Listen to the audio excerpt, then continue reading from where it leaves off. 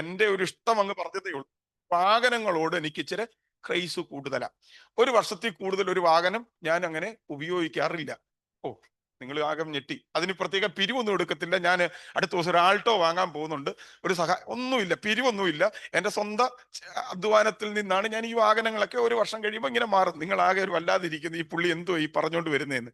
കുഴപ്പമില്ല, നമുക്ക് ആ റൂട്ടിലേക്ക് വരാം. അപ്പൊ ഞാൻ പറഞ്ഞു വന്നത്, വചന ശുശ്രൂഷ എനിക്ക് കുറേയും കൂടി ഇഷ്ടമായെന്ന് ഞാൻ പറഞ്ഞില്ലേ, അതൊന്ന് പറയാൻ വേണ്ടി വരികയാണ്. അപ്പൊ ഈ കഴിഞ്ഞ കുറച്ച് കാലങ്ങൾക്ക് മുമ്പ് എനിക്ക് ഇഷ്ടമുള്ള ഒരു വാഹനം മാർക്കറ്റിൽ ഇറങ്ങി. എനിക്ക് ഭയങ്കര ഇഷ്ടമുണ്ടായി. അപ്പൊ ഞാൻ പൊതുവെ പുതിയ വാഹനം വാങ്ങാറില്ല. എൻ്റെ കൂടെയുള്ള കൂട്ടുകാർ പലരും പറയും, റെജിപ്പാസ്റ്റർ ആരെങ്കിലും ഇരുന്നതേ വാങ്ങാറുള്ളൂ. അങ്ങനെയാ പലതും ഞാൻ വാങ്ങാറുള്ളത്. അപ്പൊ ഞാൻ നോക്കിയപ്പോ എനിക്ക് ഇഷ്ടമുള്ള ഒരു വാഹനം. അപ്പൊ ഞാനിതിങ്ങനെ, ഇപ്പോഴത്തെ ഒരു ഒരു സോഷ്യൽ പ്ലാറ്റ്ഫോം ആണല്ലോ ഈ OLX എന്ന് പറയുന്ന പ്ലാറ്റ്ഫോം. അപ്പൊ ഞാൻ അതിനകത്ത് ഇങ്ങനെ ചെക്ക് ചെയ്തുകൊണ്ടിരുന്നു. എനിക്ക് ഇഷ്ടമുള്ള വാഹനം എന്തെങ്കിലും പരസ്യം വന്നാൽ ഒന്ന് നോക്കണം. അങ്ങനെ ഇരിക്കുമ്പോഴാ ഇടുക്കിയുടെ ലൊക്കേഷനിൽ ഞാൻ ഇഷ്ടപ്പെടുന്ന വേറൊന്നുമല്ല, മഹേന്ദ്ര താർ എന്ന് പറയുന്ന ഒരു വാഹനം. പൊതുവെ പലർക്കും ഇഷ്ടമുള്ള കൂട്ടത്തിൽ എനിക്കും അങ്ങ് ഇഷ്ടപ്പെട്ടു. അപ്പൊ ഞാൻ ഉടനെ ഈ താറ് വാഹനം പരസ്യം ഇട്ടപ്പോൾ ഞാൻ ചാടി കയറി ചാറ്റ് ചെയ്തു. ഞാൻ പറഞ്ഞു, പ്ലീസ് കോണ്ടാക്ട് നമ്പർ തരാൻ പറഞ്ഞു. ഉടനെ പുള്ളി എനിക്ക് നമ്പർ തന്നു. ഒരു ദിവസം കഴിഞ്ഞിട്ടാ കിട്ടിയത്. പെട്ടെന്ന് തന്നെ ഞാൻ ആളെ വിളിച്ചിട്ട് ഞാൻ ചോദിച്ചു, ബ്രദറെ എവിടെയാ? അപ്പം പുള്ളി പറഞ്ഞു, ഞാൻ ബാംഗ്ലൂർ. അയ്യോ, ഞാൻ പറഞ്ഞു, അയ്യോ ബാംഗ്ലൂർ ആണെങ്കിൽ വേണ്ട, ഞാൻ ഇടുക്കി ലൊക്കേഷൻ കണ്ടോണ്ടാണ് ചാറ്റ് ചെയ്ത്. അപ്പൊ അത് പറഞ്ഞു, അയ്യോ കുഴപ്പമില്ല സാറേ, ഞങ്ങള് ഇടുക്കിക്കാരാ, എന്റെ വണ്ടി കിടക്കുന്നത് ഇടുക്കിയില്ല, ഞാൻ ജോലി ചെയ്യുന്നത് ബാംഗ്ലൂരാണെന്നേ ഉള്ളൂ. എൻ്റെ പപ്പയും എൻ്റെ സഹോദരങ്ങളും ഒക്കെ അവിടെ ഉണ്ട്. അപ്പൊ ഞാൻ ഇദ്ദേഹത്തെ 2-3 പ്രാവശ്യം ബ്രദറെ എന്ന്, നമുക്ക് പാസ്റ്ററായി പോയതുകൊണ്ട് നമ്മൾ അങ്ങനെയാ വിളിച്ചേ, ബ്രദറെ നിങ്ങൾ ബാംഗ്ലൂരാണെന്ന് ഞാൻ അറിഞ്ഞില്ല എന്നൊക്കെ. അപ്പൊ പുള്ളി എന്നോട് ചോദിച്ചു, എന്തുവാ പേര്? എന്തുവാ പേര്? അപ്പൊ ഞാൻ പറഞ്ഞു, റെജീന.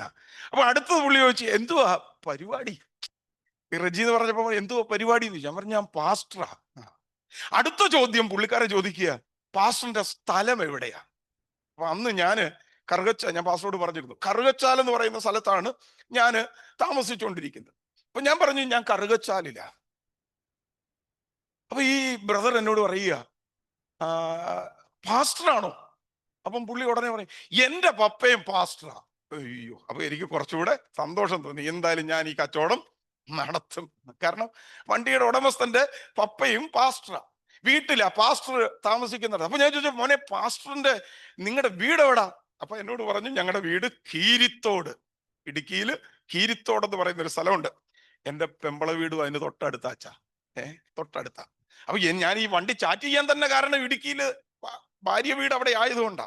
അപ്പൊ ഞാൻ പെട്ടെന്ന് ആ കീരിത്തോടാന്ന് പറഞ്ഞപ്പോ ഞാൻ ഉടനെ ചോദിച്ചു, അല്ല മോനെ കീരിത്തോട് എവിടെയാ? അപ്പൊ ആ കാര്യമൊക്കെ പറഞ്ഞു. അത് ഞാൻ ചോദിച്ചു, പപ്പ എവിടെ ശുശ്രൂഷിക്കുന്നത്? അപ്പൊ പറഞ്ഞു, ചേലച്ചോടാണെന്ന് പറഞ്ഞു. അപ്പൊ ഞാൻ പറഞ്ഞു, ചേലച്ചോടോ? അതെ അതെ, ചേലച്ചോട്. ഞാൻ പറഞ്ഞു, മോനെ ചേലച്ചോട് ഒരു 2 വർഷത്തിന് മുൻപ് അവിടെ പോൾ രാജ് എന്ന് പറയുന്ന ഒരു പാസ്റ്ററിന്റെ ചർച്ചിൽ ഞാൻ വന്ന് ശുശ്രൂഷിച്ചിട്ടുണ്ട്. അതെന്റെ പപ്പയാ. എങ്ങനുണ്ട്?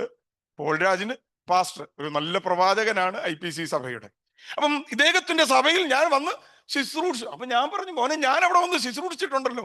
അപ്പൊ ഉടനെ വീണ്ടും അവൻ ചോദിച്ചു, പാസ്റ്ററിന്റെ സ്ഥലം എവിടെയാന്നാ പറഞ്ഞേ? അപ്പൊ ഞാൻ പറഞ്ഞു, കറുകച്ചാൽ. അപ്പൊ ഉടനെ ഈ കൊച്ചനോട് പറയുക, പാസ്റ്റർ അല്ലയോ ഞങ്ങളുടെ ചർച്ചയിൽ വന്ന് പൗലോസിനെ കുറിച്ച് പ്രസംഗിച്ചേ? അമ്പടോ, എന്തോ സന്തോഷമായെന്നറിയാമോ? വണ്ടി വാങ്ങിയില്ല കേട്ടോ, വണ്ടിയൊന്നും വാങ്ങാൻ പറ്റിയില്ല, പക്ഷെ ഭയങ്കര സന്തോഷമായി. 2 വർഷത്തിന് മുമ്പ് അവരുടെ സഭയിൽ പോയി പ്രസംഗിച്ച പ്രസംഗ വിഷയം ഏതാണെന്ന് ഈ കൊച്ചൻ എന്നോട് പറഞ്ഞു. എനിക്ക് ഭയങ്കര സന്തോഷം തോന്നിയപ്പോൾ ഞാൻ വീണ്ടും കുറേയും കൂടെ വചനം പഠിക്കാനും വചനം പ്രസംഗിക്കുവാനും ഇഷ്ടപ്പെട്ടു. ഞാൻ പറഞ്ഞതിന്റെ സാരം എന്തെന്ന് ചോദിച്ചാൽ, വചനം അകത്ത് കയറിയാൽ നമ്മുടെ ജീവിതത്തിന്റെ പല മേഖലകളെയും ധൈര്യപ്പെടുത്തും. ഇന്ന് പകലിൽ ഒരു പക്ഷേ പല വിഷയങ്ങളുടെ നടുവിലും നിങ്ങൾ ഉണ്ടാകാം. തലമുറയുടെ വിഷയത്തിലാകാം, ജോലി വിഷയത്തിലാകാം, സാമ്പത്തിക മേഖലകളിലാകാം, വിദ്യാഭ്യാസ ഇടങ്ങളിലാകാം. പക്ഷെ ഇന്ന് പകലിൽ ഞാൻ പറയാം, കേൾക്കാൻ പോകുന്ന വചനം നിങ്ങളെ ധൈര്യപ്പെടുത്തുന്നതായിരിക്കും, നിങ്ങളെ വിടുവിക്കുന്നതായിരിക്കും, നിങ്ങളെ സൗഖ്യമാക്കുന്നതായിരിക്കും. അതുകൊണ്ട് വചന കേൾവി നമുക്ക് ഏറ്റവും സന്തോഷകരമായി തീരട്ടെ എന്ന് ആത്മാർത്ഥമായി ആഗ്രഹിക്കുന്നു, ഞാൻ പ്രാർത്ഥിക്കുന്നു. എന്നെ പരിചയപ്പെടുത്തി, എൻ്റെ പേര് റെജി എന്നാണ്, ഞാൻ കൊട്ടാരക്കര സ്വദേശിയാണ്. കർത്താവിൻ്റെ വേലയുമായി അനേക ഇടങ്ങളിൽ യാത്രകൾ ചെയ്ത് കർത്തൃവേലയിലായിരിക്കുന്നു. എൻ്റെ സഭയുടെ ശുശ്രൂഷ ഇപ്പോൾ ഞാൻ ഏനാത്തിനടുത്ത് വയല എന്ന് പറയുന്ന ഒരു സ്ഥലത്ത് ഒരു സഭയുടെ ശുശ്രൂഷകനായിരിക്കുന്നു. അപ്പോൾ തന്നെ കർത്താവ് അയക്കുന്ന ഇടങ്ങളിൽ കർത്താവിൻ്റെ സാക്ഷ്യം വഹിച്ചുകൊണ്ടും ഇരിക്കുന്നു. ഏതാണ്ട് എന്നെ കുറേയൊക്കെ മനസ്സിലായി കാണും. ഇനി നമ്മൾ തുടർന്ന് സന്ദേശത്തോട് ചേർന്ന് അല്പം കൂടെ ഒക്കെ ഇങ്ങനെ പരിചയപ്പെട്ട് മുൻപോട്ട് പോകും. കർത്താവ് നമ്മെ ഏവരെയും അനുഗ്രഹിക്കട്ടെ. ഇന്ന് പകലില് ഞാൻ പറഞ്ഞല്ലോ, ആള് കുറവാണ് എന്നതുകൊണ്ട് ദൈവവചനത്തിൽ ഒരിക്കലും ഒരു പിശുക്കത്തരം കാണിക്കുകയോ ഇല്ലെങ്കിൽ കൊണ്ടുവന്ന സന്ദേശം പറയാതിരിക്കുകയോ ഒന്നും ചെയ്യത്തില്ല. നിങ്ങളോട് പറയാനുള്ള സന്ദേശം ഇന്ന് പകൽക്കാലം രാത്രിയിലും പറയേണ്ടത് വ്യക്തമായി അത് തന്നെ പറയാനാണ് ഞാൻ ആഗ്രഹിക്കുന്നത്. വായിക്കാം. ലൂക്കോസിന്റെ സുവിശേഷത്തിലേക്ക് പോകാം. ലൂക്കോസിന്റെ സുവിശേഷം 11-ാം അധ്യായം, അതിൻ്റെ 1 മുതൽ 8 വരെയുള്ള വാക്യങ്ങൾ വായിക്കണം. ഒരാൾ തന്നെ വായിക്കണമെന്നില്ല. വായിപ്പാൻ പ്രാപ്തിയുള്ള പ്രിയപ്പെട്ടവർക്ക് ഒന്നോ രണ്ടോ വാക്യങ്ങൾ വീതം അങ്ങ് വായിച്ചു പോയിക്കൂ. സിസ്റ്ററെ ആദ്യം മുതൽ ഒന്നുകൂടെ വായിച്ചേ. അവൻ ഒരു സ്ഥലത്ത് പ്രാർത്ഥിച്ചു കൊണ്ടിരുന്നു. ആ ആ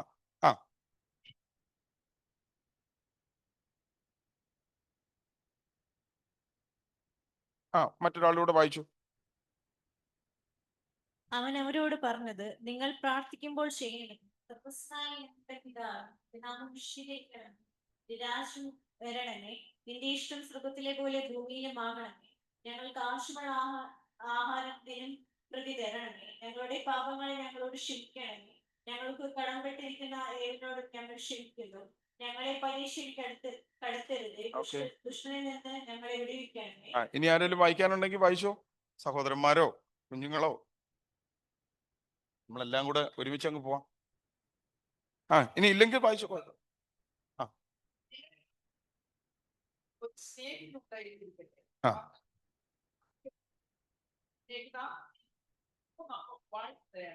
എന്റെ ഒരു സ്നേഹിതൻ വഴിയാതെ എന്റെ അടുക്കൽ വന്നു. വിളമ്പിക്കൊടുപ്പാൻ എന്റെ പക്കൽ ഏതുമില്ല എന്ന് അവരോട് പറഞ്ഞു. എന്നെ പ്രയാസപ്പെടുത്തരുത്, അവൻ അടച്ചിരിക്കുന്നു. പൈതങ്ങളും എന്നോട് കൂടെ കിടക്കുന്നു. എഴുന്നേറ്റ് തരുവാൻ എനിക്ക് കഴിയില്ല എന്ന് അകത്തുനിന്ന് ഉത്തരം പറഞ്ഞാലും അവൻ സ്നേഹിതനാകൊണ്ട് എഴുന്നേറ്റ് അവനെ കൊടുത്തില്ലെങ്കിലും അവൻ ലജ്ജകൂടാതെ മുട്ടിക്ക് നിമിത്തം എഴുന്നേറ്റ് അവനെ വേണ്ടിടത്തോളം കൊടുക്കുമെന്ന് ഞാൻ എന്നോട് പറയും. മതി. കരങ്ങൾ ഉയർത്തി കർത്താവിന് ഹല്ലേലൂയ പാടിയാട്ടെ. തുടർന്ന് നാം ഈ വേദഭാഗത്ത് നിന്നുകൊണ്ട് പരിശുദ്ധാത്മാവ് തരുന്ന ദൈവാലോചനകൾ നിങ്ങളുമായി പങ്കുവെക്കുവാൻ കർത്താവിൽ ആഗ്രഹിക്കുകയാണ്. ഈ ഭാഗം ഇങ്ങനെ പഠിച്ചു വരുമ്പോൾ നമുക്കറിയാം, ലൂക്കോസിന്റെ സുവിശേഷങ്ങളെ കുറിച്ചുള്ള വലിയ പഠനങ്ങളൊന്നും ഇന്ന് പകൽക്കാലം തരാൻ ഞാൻ ആഗ്രഹിക്കുന്നില്ല. കാരണം അതൊക്കെ വലിയ പഠന വിഷയങ്ങളാണ്. എങ്കിലും 1-2 കാര്യങ്ങൾ ഓർമ്മപ്പെടുത്തി ഞാൻ ഈ വിഷയത്തിലേക്ക് പോകാൻ ആഗ്രഹിക്കുക. യേശു കർത്താവിന്റെ പരസ്യ ശുശ്രൂഷയുടെ അല്ലെങ്കിൽ യേശു കർത്താവ് ഈ ഭൂമിയിൽ മനുഷ്യാവതാരം എടുത്തു വന്നതിൻ്റെ ഒരു നല്ല വിവരണം നമുക്ക് ലഭിക്കുന്നത് ഈ സുവിശേഷത്തിൽ നിന്നാണ്. യേശുക്രിസ്തുവിന്റെ മിക്കവാറുമൊക്കെയുള്ള അത്ഭുതങ്ങളുടെ ഒരു നീണ്ട പട്ടിക തന്നെ ഈ സുവിശേഷത്തിൽ മറ്റു സുവിശേഷങ്ങളിൽ നിന്ന് വളരെ ശക്തമായിട്ടാണ് ഈ വൈദ്യനായ ലൂക്കോസ് രേഖപ്പെടുത്തിയിട്ടുള്ളത്. നമ്മളിങ്ങനെ ഇങ്ങോട്ട് വരുമ്പം 11-ാം അധ്യായത്തിലേക്ക് വരുമ്പോൾ അവിടെയാണ് ഇപ്പോൾ നമ്മൾ വായിച്ച വിഷയത്തിന്റെ ഒരു സംഭവം എന്താണെന്ന് രേഖപ്പെടുത്തിയിരിക്കുന്നത്. മറ്റൊന്നുമല്ല, യേശു കർത്താവിന്റെ അടുക്കലേക്ക് കർത്താവിന്റെ ശിഷ്യന്മാരായ 12 പേരടങ്ങുന്ന ശിഷ്യന്മാർ വന്നിട്ട് യേശു കർത്താവിനോടൊരു പ്രസ്താവന പറയുകയാണ്. യോഹന്നാൻ തൻ്റെ ശിഷ്യന്മാരെ നിങ്ങൾ കൂടെ പ്രാർത്ഥിക്കാൻ പഠിപ്പിച്ചതുപോലെ നീ ഞങ്ങളെ പ്രാർത്ഥിക്കാൻ പഠിപ്പിക്കണം. ഇതാണ് വിഷയം. നമ്മുടെ പ്രസംഗം തുടങ്ങാൻ പോവുകയാണ്. അപ്പൊ യേശു കർത്താവിന്റെ അടുക്കൽ ശിഷ്യന്മാര് വന്നിട്ട് പറയുകയാണ്, നീ ഞങ്ങളെ പ്രാർത്ഥിക്കാൻ പഠിപ്പിക്കണം. വാസ്തവത്തിൽ പ്രാർത്ഥിക്കാൻ പഠിപ്പിക്കേണ്ട ആവശ്യകത ഉണ്ടോ? എനിക്കൊന്ന് ഈ വർത്തമാന കാലഘട്ടത്തിൽ അതിന്റെ ആവശ്യകത ഉണ്ടെന്നാ എനിക്ക് എൻ്റെ തോന്നൽ പലപ്പോഴും തോന്നിയിട്ടുണ്ട്. ഈ പല ആളുകൾക്കും പ്രാർത്ഥിക്കേണ്ടത് എങ്ങനെയാണെന്ന് അറിയത്തില്ല. ഉപവാസ പ്രാർത്ഥന, നമ്മുടെ ഈ പേര് തന്നെ ഉപവാസ പ്രാർത്ഥന എന്നാ, പക്ഷെ നമ്മൾ എത്രത്തോളം ഇന്ന് പ്രാർത്ഥിച്ചു എന്നത് ചിന്തിക്കേണ്ട ഒരു കാര്യമാണ്. പ്രാർത്ഥനകൾ എപ്പോഴും നമ്മുടെ ജീവിതത്തിൽ നിന്ന് ഒഴിച്ചുകൂടാൻ പറ്റാത്ത ഒന്നാണ്. പക്ഷെ പല സന്ദർഭങ്ങളിലും ഞാൻ പറയാറുണ്ട്, പല ആളുകൾക്ക് പ്രാർത്ഥിക്കാൻ അറിയത്തില്ല എന്നുള്ളതാണ്. ഈ സാഹചര്യങ്ങൾ അറിഞ്ഞ് പ്രാർത്ഥിക്കാൻ ഞാൻ പലയിടങ്ങളിലും ശ്രദ്ധിക്കുമ്പോൾ കണ്ടിട്ടുണ്ട്. ഈ ആരാധനകളുടെ അനുഗ്രഹത്തിനായിട്ടൊക്കെ ചിലരോട് പ്രാർത്ഥിക്കാൻ പറഞ്ഞ എന്തോ പ്രാർത്ഥനയാ പ്രാർത്ഥിക്കുന്നതെന്നൊക്കെ എനിക്കങ്ങ് തോന്നിയിട്ടുണ്ട്. ഞാൻ പറഞ്ഞല്ലോ, ഇതൊന്നും വിമർശനത്തോടെ നിങ്ങൾ ആരും കാണരുത്. നമ്മുടെയൊക്കെ ജീവിതത്തിൽ അങ്ങനെയൊക്കെ ഉണ്ടെങ്കിൽ ഒരു തിരിച്ചറിവിലേക്ക് വരണം. ചില സന്ദർഭങ്ങളിൽ പ്രാർത്ഥിക്കാൻ പറയുമ്പോൾ ആ പ്രാർത്ഥനയുടെ സദസ്സിൽ എന്താണ് ഉദ്ദേശിക്കുന്നത്? ഒരു യോഗത്തിന്റെ അനുഗ്രഹത്തിനായി പ്രാർത്ഥിക്കാൻ പറയുമ്പോൾ ആ യോഗത്തിന്റെ അനുഗ്രഹം, കർത്താവേ ആരാധന ഗീതങ്ങൾ പാടി ദൈവത്തെ ആരാധിപ്പാൻ കൃപ നൽകണമേ, സങ്കീർത്തനം ഉണ്ടെങ്കിൽ സങ്കീർത്തനങ്ങളിലൂടെ ആ നാമത്തെ ഉയർത്താൻ ദൈവം എനിക്ക് കൃപ തരണമേ. എന്നാൽ ചില ആളുകൾ പ്രാർത്ഥിക്കാൻ കേട്ടു, കർത്താവേ നല്ലൊരു സങ്കീർത്തനം ഞങ്ങൾക്ക്, നല്ലൊരു സ്തോത്രഗീതം ഞങ്ങൾക്ക്. അങ്ങനെയൊക്കെ പ്രാർത്ഥിക്കുന്നത് കേട്ടിട്ടുണ്ടോ നിങ്ങൾ? ആർക്ക് തരണമെന്ന്? ഞങ്ങൾക്ക് സ്തോത്രഗീതം നമുക്കാണോ? സങ്കീർത്തനം നമുക്കാണോ? അല്ല, തമ്പുരാന അല്ലേ? പക്ഷെ നമ്മൾ പണ്ട് മുതലേ ഇങ്ങനെ അങ്ങ് പറഞ്ഞ് ശീലിച്ചേക്കുക. നിങ്ങളെ പഠിപ്പിക്കാൻ, തിരുവനന്തപുരത്തുകാരെ പഠിപ്പിക്കാനൊന്നും വന്നതല്ല, ഞാനങ്ങ് പറഞ്ഞു പോകുന്ന കാര്യം ഓർത്തൊന്ന് മാത്രമേ ഉള്ളൂ, അതൊന്നും പറയാൻ വന്നേ അല്ല. പക്ഷെ നമ്മുടെ ആളുകൾ പലപ്പോഴും നമ്മുടെ ആ ശൈലി വെച്ച് ഇങ്ങനെ അങ്ങ് പ്രാർത്ഥിക്കുക. ചില ആളുകളുണ്ട് ഈ ആരാധന, ഞാൻ പറഞ്ഞ പോലെ ഈ വീട്ടു പ്രാർത്ഥനകൾ ഒക്കെ ഞാൻ ശ്രദ്ധിക്കാറുണ്ട്, യാത്രയയപ്പ് പ്രാർത്ഥനകൾ ശ്രദ്ധിക്കാറുണ്ട്. ഞാൻ ആ സദസ്സിൽ ഇല്ലായിരുന്നു. ഒരിക്കൽ എൻ്റെ ഒരു സ്നേഹിതൻ പറഞ്ഞതാ, പാസ്റ്ററെ എന്തു പറയാൻ, ആ പുള്ളിയൊന്നും ഒരു പ്രാർത്ഥനയ്ക്ക് ആരെയും പറഞ്ഞു വിടാനൊന്നും വിളിക്കല്ലേ എന്ന് പറഞ്ഞു. ഞാൻ ചോദിച്ചു എന്തോ സംഭവം? അവൻ പറഞ്ഞു, ഞങ്ങൾ എൻ്റെ പൊന്ന പാസ്റ്ററെ വിദേശത്ത് ഒരു കുഞ്ഞിനെ പ്രാർത്ഥിക്കാൻ വേണ്ടി കൂട്ടത്തിൽ പുള്ളിയും കൂടെ വിളിച്ചു. പുള്ളി പോകേണ്ട ആവശ്യമൊന്നുമില്ല, ഞാനും കൂടെ അങ്ങ് കൊണ്ടുപോയതാ. ഒരു ദൈവദാസൻ എന്നാല് കൊണ്ടുപോയപ്പം ഞാനൊരു അവസരം കൊടുക്കണ്ടായോ.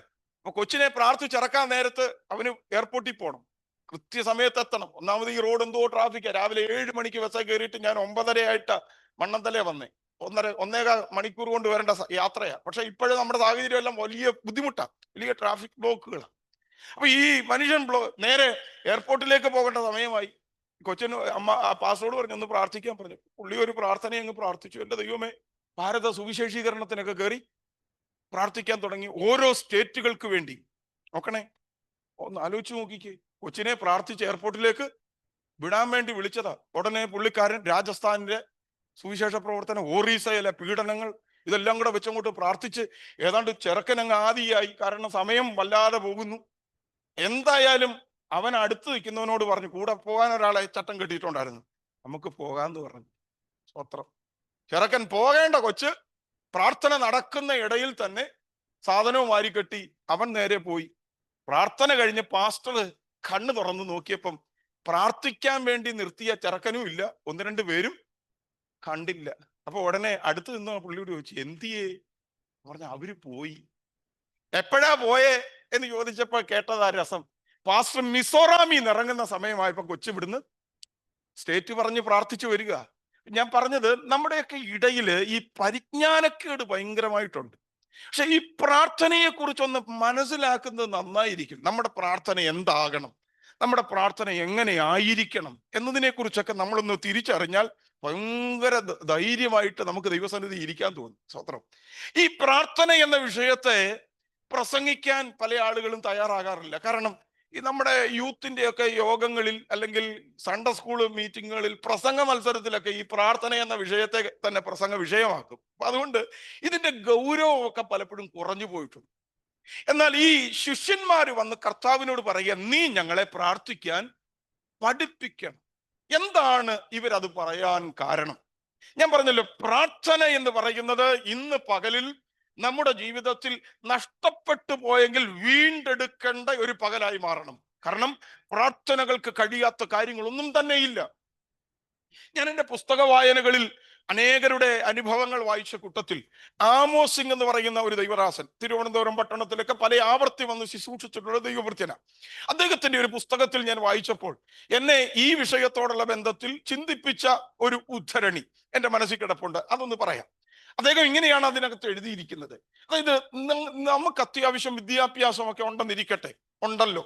ഈ വിദ്യാഭ്യാസം കഴിയുമ്പോൾ നമുക്കൊരു സർട്ടിഫിക്കറ്റ് തരും. എഞ്ചിനീയറിങ്ങോ നഴ്സിങ്ങോ മെഡിസിനോ കഴിയുന്ന ഒരാൾക്ക് പഠിച്ച കോളേജിൽ നിന്നൊരു സർട്ടിഫിക്കറ്റ് തരും. ഈ സർട്ടിഫിക്കറ്റ് കൊണ്ട് നമ്മൾ ഏതെങ്കിലും ഒരു സ്ഥലത്ത് ചെന്നാൽ, ഒരു സ്ഥാപനത്തിൽ ചെന്നാൽ, ഒരു നേഴ്സ് കഴിഞ്ഞതാണെങ്കിൽ ഒരു ആശുപത്രിയിൽ നമ്മുടെ CV കൊടുത്താൽ, ഈ സർട്ടിഫിക്കറ്റ് കൊടുത്താൽ അതിനനുസരിച്ചൊരു ജോലി നമുക്ക് അവിടുന്ന് ലഭിക്കും. ഒന്ന്, അദ്ദേഹം പറഞ്ഞിരിക്കുന്നത്, നിങ്ങളുടെ കയ്യിലിരിക്കുന്ന സർട്ടിഫിക്കറ്റിനെ നിങ്ങൾ ആശ്രയിച്ചാൽ സർട്ടിഫിക്കറ്റിന് തരാൻ പറ്റുന്ന കാര്യങ്ങൾ ചെയ്തു തരും. മനസ്സിലാകുന്നോ? എഞ്ചിനീയറിംഗ് കഴിഞ്ഞ ഒരാളാണെങ്കിൽ അദ്ദേഹത്തിന് ഒരു കൺസ്ട്രക്ഷൻ ഫീൽഡിലോ IT ഫീൽഡിലോ തക്കതായ ഒരു ജോലി നിങ്ങളുടെ സർട്ടിഫിക്കറ്റിന് നിങ്ങൾക്ക് വാങ്ങിത്തരാൻ പറ്റും. അപ്പോൾ സർട്ടിഫിക്കറ്റിനാണ് നിങ്ങൾ ആശ്രയിക്കുന്നതെങ്കിൽ അതിന് ചെയ്തു തരാൻ പറ്റുന്ന കാര്യം ചെയ്യും. 2, നിങ്ങളൊരു കമ്പനിയെ ആണ് അല്ലെങ്കിൽ ഒരു സംഘടനയാണ് നിങ്ങൾ ആശ്രയിക്കുന്നതെങ്കിൽ ആ കമ്പനിക്ക് നിങ്ങൾക്ക് ചെയ്തു തരാൻ പറ്റുന്ന കാര്യങ്ങളൊക്കെ ചെയ്തു തരും. തിരുവനന്തപുരത്ത് നിങ്ങൾക്കൊരു ജോലി ഒരു കമ്പനി തന്നാൽ ഒരു പക്ഷെ നിങ്ങൾക്കൊരു വീടെടുത്ത് അവർ ചിലപ്പോൾ തരും. യാത്ര ചെയ്യുവാൻ ചിലപ്പോൾ ഒരു വാഹനം തരും. വേണമെങ്കിൽ നിങ്ങൾക്ക് ഒരു ഹെൽത്ത് ഇൻഷുറൻസ് വേണമെങ്കിൽ അവര് ചെയ്തു തരും. ഒരു കമ്പനിയാണ് നിങ്ങൾ ആശ്രയിക്കുന്നതെങ്കിൽ ആ കമ്പനിക്ക് ചെയ്തു തരാൻ പറ്റുന്ന കാര്യങ്ങളൊക്കെ ചെയ്തു തരും.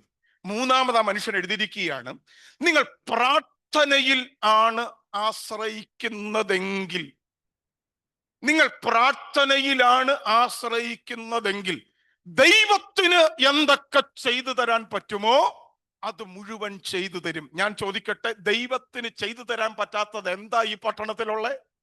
സ്വത്രം, ഇന്ന് പകലിൽ പരിശുദ്ധാത്മാവ് പറയുന്നു, നമ്മുടെ ആശ്രയം നമ്മുടെ കഴിവിലോ നമ്മുടെ പ്രാപ്തിയിലോ നമ്മുടെ സംഘടനയിലോ നമ്മുടെ കൈവശം ഇരിക്കുന്ന സർട്ടിഫിക്കറ്റിലോ ആണ് എങ്കിൽ അതിന് ചെയ്തു തരാൻ പറ്റുന്ന കാര്യം മാത്രമേ ചെയ്തു തരാൻ പറ്റുകയുള്ളൂ. പക്ഷെ ഇന്ന് പകലിൽ നാം ദൈവത്തിൽ നാം പ്രാർത്ഥനയിൽ ആശ്രയിച്ചാൽ തമ്പുരാൻ ഈ ഉലകത്തിൽ എന്താ ചെയ്തു തരാൻ പറ്റാത്ത മുഴുവൻ ചെയ്തു തരും. ഇന്ന് പകൽ ഞാൻ നിങ്ങളുടെ നടുവിൽ നിൽക്കുമ്പോൾ ഞാൻ പറയാം, നിങ്ങളുടെ മുൻപിൽ നിൽക്കാൻ യാതൊരു നില യോഗ്യതകളും ഇല്ലാത്തയാളാ. പക്ഷേ പ്രാർത്ഥനകളിൽ ആശ്രയിച്ചപ്പോൾ ദൈവം അയച്ച ഇടങ്ങൾ, ദൈവം കൊണ്ടുപോയ വേദികൾ, ഇന്ന് പകലിൽ ഞാൻ ആവർത്തിച്ചു പറയാം, ദൈവം തന്നതാ. പ്രാർത്ഥനയുടെ ബലമാ, പ്രാർത്ഥനയുടെ ധൈര്യമാ. അപ്പൊ പ്രാർത്ഥന കുറഞ്ഞു പോയിട്ടുണ്ട് എങ്കിൽ, പ്രാർത്ഥനയിൽ നിന്ന് പുറകോട്ട് പോയിട്ടുണ്ടെങ്കിൽ അതിനെ വീണ്ടെടുക്കുന്ന, അതിനെ കുറേയും കൂടെ ചേർത്ത് പിടിക്കുന്ന, കുറേയും കൂടെ പ്രാർത്ഥനയോട് അടുത്തു വരുന്ന ദിനങ്ങളായി ദിനങ്ങൾ ചീരട്ടെ എന്ന് ആത്മാർത്ഥമായി പ്രാരംഭത്തിൽ ഞാൻ ഓർമ്മപ്പെടുത്തുകയാണ്. ഞാൻ വായിച്ച ഭാഗത്തേക്ക് വരിക. അപ്പൊ നോക്കണം, ഇവിടെ യേശുവിന്റെ അടുക്കൽ ശിഷ്യന്മാര് ചെന്നിട്ട് പറയുകയാ, നീ ഞങ്ങളെ പ്രാർത്ഥിക്കാൻ പഠിപ്പിക്കണം. അവിടെ പറയുന്നുണ്ട്, യോഹന്നാൻ തന്റെ ശിഷ്യന്മാരെ പ്രാർത്ഥിക്കാൻ പഠിപ്പിച്ചതുപോലെ നീ ഞങ്ങളെ പ്രാർത്ഥിക്കാൻ പഠിപ്പിക്കണം. ഈ പ്രാർത്ഥനയ്ക്ക് പൊതുവെ നമ്മളൊരു പേരിട്ടിട്ടുണ്ട്. ഈ 11 അധ്യായത്തിലെ പ്രാർത്ഥനയെ സ്വർഗസ്ഥനായ ഞങ്ങളുടെ പിതാവേ എന്ന് തുടങ്ങുന്ന പ്രാർത്ഥനയ്ക്ക് ഒരു പേര് പൊതുവെ ക്രൈസ്തവരുടെ ഇടയിലുണ്ട്. കേട്ടിട്ടുണ്ടോ? അതെ, ദൈവത്തിന്റെ പ്രാർത്ഥന, കർത്താവിന്റെ പ്രാർത്ഥന എന്നാണ് അതിനെക്കുറിച്ച് പറഞ്ഞിട്ടുള്ളത്. പക്ഷെ ഇത് കർത്താവിന്റെ പ്രാർത്ഥനയാണോ? ചോദ്യങ്ങൾ ചോദിക്കുമ്പോൾ ആകെ പ്രശ്നമാവും. കാരണം ഞാനിത് പ്രസംഗിക്കുന്ന വിഷയം നിങ്ങൾക്ക് അറിയത്തില്ലായിരുന്നല്ലോ, അതുകൊണ്ട് എനിക്ക് ഇതിനെക്കുറിച്ച് ധാരണയുണ്ട്, നിങ്ങൾക്ക് ഇതിനെക്കുറിച്ച് ധാരണയില്ല. ഞാൻ എത്ര ചോദ്യം ചോദിച്ചാലും ചിലപ്പോൾ നിങ്ങൾ ഉത്തരം പറയാൻ സാധ്യതയില്ല. കാരണം മറന്നുമല്ല, ഞാൻ മാത്രമല്ല ഇത് പഠിച്ചിട്ടുള്ളൂ. ഇന്ന് പ്രസംഗിക്കുന്ന വിഷയമേ. നമ്മുടെ ചില ആൾക്കാർ, പാസ്റ്റർമാരുണ്ട്, ചില ചോദ്യങ്ങളൊക്കെ ചോദിക്കാൻ നമ്മൾ മിണ്ടാതിരിക്കും. നിങ്ങൾക്കൊന്നും അറിയത്തില്ലയോ? അവർക്ക് ഒത്തിരി കാര്യങ്ങൾ അറിയാം, പക്ഷെ ഈ വിഷയം പാസ്റ്റർ ഇപ്പൊ ചോദിക്കുമെന്ന് ചിന്തിച്ചൊന്നും അല്ല അവര് വന്നത്. അതുകൊണ്ട് ചിലപ്പോൾ മിണ്ടാതിരിക്കുക. നിങ്ങളും അങ്ങനെ തന്നെയാണെന്ന് എനിക്ക് മനസ്സിലായി. എന്നാൽ യേശു കർത്താവിന്റെ പ്രാർത്ഥന അല്ല ഈ പ്രാർത്ഥന. ബൈബിളിൽ കർത്താവിന്റെ പ്രാർത്ഥന ഉണ്ടോ? ഉണ്ട്. യോഹന്നാന്റെ സുവിശേഷം 17 അധ്യായമാണ് യേശുക്രിസ്തുവിന്റെ പ്രാർത്ഥന. എന്നാൽ ഈ പ്രാർത്ഥന യേശുക്രിസ്തു തന്റെ ശിഷ്യന്മാരോട് പറഞ്ഞത്, നിങ്ങൾ ഈ വണ്ണം വേണം പ്രാർത്ഥിക്കേണ്ടത് എന്ന് പറഞ്ഞാൽ ഒരു പ്രാർത്ഥനയുടെ ഫ്രെയിമാണ് ഈ 11 അധ്യായത്തിൽ നാം കാണുന്ന പ്രാർത്ഥന. സ്വർഗസ്ഥനായ ഞങ്ങളുടെ പിതാവേ എന്ന് തുടങ്ങുന്ന പ്രാർത്ഥന ശിഷ്യന്മാരോട് എങ്ങനെയാണ് നിങ്ങൾ പ്രാർത്ഥിക്കേണ്ടത്, ഈ നിലയിലായിരിക്കണം പ്രാർത്ഥന, നിങ്ങളുടെ പ്രാർത്ഥനയിൽ ഇന്ന കാര്യങ്ങളൊക്കെ വരണം എന്ന് പറഞ്ഞ് ഒരു പ്രാർത്ഥനയുടെ ഫ്രെയിം അവർക്ക് ഉണ്ടാക്കി കൊടുത്തതാണ്. അപ്പൊ ഇത് നമ്മുടെ മനസ്സിലിരിക്കണേ. അപ്പൊ ഈ യേശു കർത്താവിനെ കുറിച്ച് നമ്മൾ പ്രാരംഭത്തിൽ ചില കാര്യങ്ങൾ അറിഞ്ഞാൽ മാത്രമേ ഈ സന്ദേശം, ഈ വാക്യം ഇവിടെ വരാൻ കാരണം, അല്ലെങ്കിൽ ഈ പ്രാർത്ഥന ഇവിടെ സംഭവിക്കാൻ കാരണമായ ചില സംഭവങ്ങളുണ്ട്. അത് നമ്മൾ അറിയണമെങ്കിൽ അതിൻ്റെ 8 അധ്യായം മുതൽ പഠിക്കണം. ഞാൻ പറഞ്ഞല്ലോ, വചനമാണ് നിങ്ങൾക്ക് പൊരുൾ തിരിച്ചു തരാൻ പോകുന്നത്. 11 അധ്യായത്തിലെ ഈ സംഭവം നടക്കുന്നതിന് മുൻപ്, അല്ലെങ്കിൽ ഈ സംഭവം ഉണ്ടാകാൻ കാരണമായ ചില സംഭവങ്ങളുണ്ട്. അത് 8 അധ്യായത്തിലേക്കാണ് വരേണ്ടത്. 8 അധ്യായത്തിലേക്കൊന്ന് വന്നേ. 8 അധ്യായം അതിൻ്റെ 9 അധ്യായം 22 ആദ്യം ഒന്ന് വായിച്ചേ. 9 അധ്യായം 22. മനുഷ്യപുത്രൻ പലതും സഹിക്കുകയും മൂപ്പന്മാർ, മഹാപുരോഹിതന്മാർ, ശാസ്ത്രികൾ ആ ആ ശ്രദ്ധിക്കണേ, ഈ 9-ാം അധ്യായത്തിൽ വരുമ്പോൾ ഈ ഒരു പ്രസ്താവന നാം കാണുന്നുണ്ട്. എന്നാൽ 8-ാം അധ്യായത്തിൽ വരുമ്പോൾ അത്ഭുതങ്ങളുടെ, വീട്ടിൽ പോയിട്ട് നിങ്ങൾ വായിച്ചാൽ മതി, ഇവിടെ ഇരുന്ന് ഇപ്പം വായിക്കരുത്, വീട്ടിൽ പോയിട്ട് വായിക്കണം.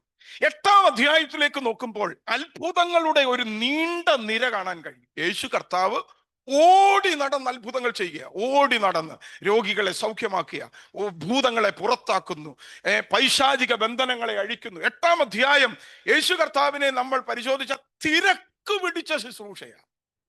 9-ാം അധ്യായത്തിലേക്ക് വരുമ്പോൾ യേശു കർത്താവ് പറയുകയാണ്, ദാണ്ടേ വഴിയിൽ ഇരുന്നു കൊണ്ട് ശാസ്ത്രിമാരും പുരോഹിതന്മാരും പറയുകയാ, ഇവനെ ഇങ്ങനെ വിട്ടാൽ പറ്റത്തില്ല. ശ്രദ്ധിക്കണേ, ഇവനെ ഇങ്ങനെ വിട്ടാൽ പറ്റത്തില്ല എന്ന് പറഞ്ഞാൽ ഇങ്ങനെ അത്ഭുതങ്ങളും അടയാളങ്ങളും ഒക്കെ കാണിച്ച് ഇങ്ങനെ കയറടിച്ചു വിട്ടാൽ നമുക്ക് വലിയ പ്രശ്നങ്ങൾ ഉണ്ടാകാൻ ഒരു സാധ്യതയുണ്ട്. അതുകൊണ്ട് ഇവനെ പിടിക്കണം, ഇവനെ അവസാനിപ്പിക്കണം, ഇവനെ ഇല്ലാതാക്കണം എന്ന് അവർ പദ്ധതി തയ്യാറാക്കി, പ്ലാൻ തയ്യാറാക്കി. ഞാൻ 11-ാം അധ്യായത്തിലേക്ക് വരും, അതാണ് നമ്മുടെ വിഷയം. ആ 11-ാം അധ്യായം ഉണ്ടാകാൻ കാരണമായ സംഭവങ്ങളാണ് ഇപ്പോൾ പറഞ്ഞുകൊണ്ടിരിക്കുന്നത്. യേശു കർത്താവ് 8 മുതലുള്ള അധ്യായങ്ങളിൽ വായിക്കുന്നു, തിരക്ക് പിടിച്ച ശുശ്രൂഷ, ഓടി നടന്ന് ശുശ്രൂഷ ചെയ്യുമ്പോൾ 9-ാം അധ്യായത്തിൽ വരുമ്പോൾ യേശു പറയുന്നു, ശാസ്ത്രിമാരും പുരോഹിതന്മാരും എന്നെ പിടിക്കാൻ പോകുക, അവരെന്നെ കൊല്ലും, അവരെന്നെ കല്ലറകളിൽ അടക്കം ചെയ്യും. യേശു കർത്താവിന് വരാൻ പോകുന്ന വലിയ കഷ്ടങ്ങളെ കുറിച്ച് കർത്താവ് അറിഞ്ഞു. അപ്പം യേശു കർത്താവ് പെട്ടെന്ന് ചിന്തിക്കുകയടാ, ഇനി അധികം ദിവസങ്ങളൊന്നും ഇവന്മാരെന്നെ ഭൂമി നിർത്താൻ സാധ്യതയില്ല, ഇവന്മാരെന്നെ പിടിക്കുമെന്നാ പറഞ്ഞേക്കുന്നത്, ഇവന്മാരെന്നെ ഇല്ലാതാക്കുമെന്നാ പറഞ്ഞിരിക്കുന്നത്. പക്ഷെ ചെയ്തു തീർക്കേണ്ട ശുശ്രൂഷ ഒത്തിരി എൻ്റെ മുൻപിൽ കിടക്കുക. ഇന്ന് പകലിൽ ദൈവാത്മാവ് ഈ ഉപവാസ പ്രാർത്ഥനയിൽ സംബന്ധിക്കുന്നവരോട് പറയുന്നു, തിരുവനന്തപുരം പട്ടണത്തിന്റെ കുറച്ച് ഭാഗങ്ങളിലൊക്കെ നമുക്ക് പോകാൻ പറ്റിയിട്ടുണ്ട്, സ്തോത്രം. എന്നാൽ ഇനിയും ദൂരം സഞ്ചരിക്കേണ്ടത് നമ്മുടെ മുൻപിലുണ്ട്. പക്ഷെ ഇവര് സമ്മതിക്കത്തില്ല. ഹലോ, ഇവര് സമ്മതിക്കത്തില്ല. വെളിപ്പാട് പരിശുദ്ധാത്മാവ് അന്യഭാഷ ഇല്ലാതെ പറയുന്നത് കൊണ്ട് ദൂതല്ല എന്ന് ധരിക്കരുത്. പരിശുദ്ധാത്മാവ് പറയുന്നു, നമ്മുടെ സഞ്ചാര സ്വാതന്ത്ര്യത്തെ, നമ്മുടെ ശുശ്രൂഷകൾക്കൊക്കെ ഒരു പക്ഷേ തടസ്സങ്ങൾ ഉന്നയിക്കാനുള്ള സാധ്യതകൾ നമ്മുടെ മുൻപിൽ ഇപ്പോൾ വന്നുകൊണ്ടിരിക്കുക. ചെയ്തു തീർക്കേണ്ട ശുശ്രൂഷ ഒത്തിരി നമ്മുടെ മുൻപിലുണ്ട്. കർത്താവ് പറയുകയാണ്, ഇവന്മാരെന്നെ പിടിക്കും, ഇവന്മാരെന്നെ ക്രൂശിക്കും, ഇവരെന്നെ കൊന്നുകളയും, പക്ഷെ ചെയ്തെടുക്കേണ്ട ശുശ്രൂഷ ഒത്തിരി എൻ്റെ മുൻപിൽ കിടക്കുക.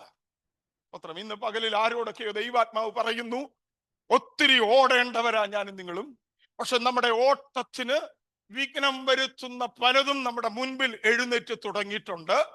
എന്നാൽ ഇതിന്റെ നടുവിൽ കർത്താവ് ചെയ്തൊരു കാര്യമുണ്ട്. വായിച്ചേ, 9-ാം അധ്യായം 1-ാം വാക്യം വായിച്ചേ, 9-ന്റെ 1. അവൻ പന്തിരുവരെ അടുക്കൽ വിളിച്ചു, സകല ഭൂതങ്ങളുടെ മേലും വ്യാധികളെ സൗഖ്യമാക്കുവാൻ. ശ്രദ്ധിക്കണേ, ഇപ്പൊ നിങ്ങൾ മനസ്സിലാക്കിക്കോണം, ഈ ശാസ്ത്രിമാര് യേശുവിനെ പിടിക്കും, അവസാനിപ്പിക്കും എന്ന് കണ്ടപ്പോൾ തന്നെ പിതാവ് ഏൽപ്പിച്ച ഉത്തരവാദിത്വം വേഗത്തിൽ ചെയ്യേണ്ടതിന്, മനസ്സിലായോ, ഈ ഭൂമിയിൽ നിന്ന് താൻ പോകുന്നതിന് മുൻപ് ചെയ്തു തീർക്കേണ്ട ശുശ്രൂഷ മുൻപിൽ ഒത്തിരി ഉണ്ട്, ഇവന്മാർ അനുവദിക്കത്തില്ലെന്ന് കണ്ടപ്പോൾ യേശു എന്താ ചെയ്തത്? 12 പേരെ തിരഞ്ഞെടുത്തു. സ്വത്രം. ഹലോ, 12 പേരെയും കൂടെ അവർ കൂട്ടത്തിൽ, കാരണം ശുശ്രൂഷയ്ക്ക് വേഗത ഉണ്ടാകാൻ 12 പേരെയും കൂടെ തിരഞ്ഞെടുത്തു. സ്വത്രം. ഞാൻ പറയാം, പട്ടണത്തിൽ സഭകൾ ഇല്ലാഞ്ഞിട്ടല്ല, ഒരു സഭയും കൂടെ ദൈവം ഈ പ്രദേശത്ത് സ്ഥാപിച്ചത് ചെയ്തു തീർക്കേണ്ട ഒരു ഉത്തരവാദിത്തമാണ്. ഹല്ലേലൂയ, ആമീൻ. അല്ലാതെ നമുക്കൊരു നല്ല സെമിത്തേരി തരാനോ, നമ്മുടെ കുഞ്ഞുങ്ങളെ മാന്യമായി കെട്ടിച്ചു വിടുവാനോ, നമ്മുടെ കാര്യങ്ങൾക്കെല്ലാം നിൽക്കേണ്ടതിനല്ല ആമീൻ ഒരു സഭ ഇവിടെ ദൈവമാക്കിയത്. ചെയ്തു തീർക്കേണ്ട ഒരു ശുശ്രൂഷയുടെ പൂർത്തീകരണത്തിനായിട്ടാണ് ദൈവം നമ്മെ ആക്കിയിരിക്കുന്നത്. ഹലോ, എത്ര പേർക്ക് പിടി കിട്ടുന്നുണ്ട് ഞാൻ പറയുന്ന ആശയങ്ങൾ? ഈ പകലിൽ ഇതിനകത്തിരിക്കുന്ന ആളുകളോട് പറയുന്നു, കേവലം ഒരു പാട്ടുപാടി കൈയടിച്ചു തീർക്കാൻ വേണ്ടിയുള്ളവരല്ല നാം. അങ്ങനെയുള്ളവരുണ്ടെന്നേ ഇവിടെ. സ്വത്രം. അങ്ങനെയുള്ള ഒത്തിരി ആളുകളുണ്ട് ഇവിടെ. പക്ഷെ അങ്ങനെ ഒരു വിളി അല്ല നമ്മുടെ മേൽ കിടക്കുന്നത്. ഒരു വലിയ ദൗത്യ പൂർത്തീകരണത്തിനായി തമ്പുരാൻ വിളിച്ചതാ. സ്വത്രം.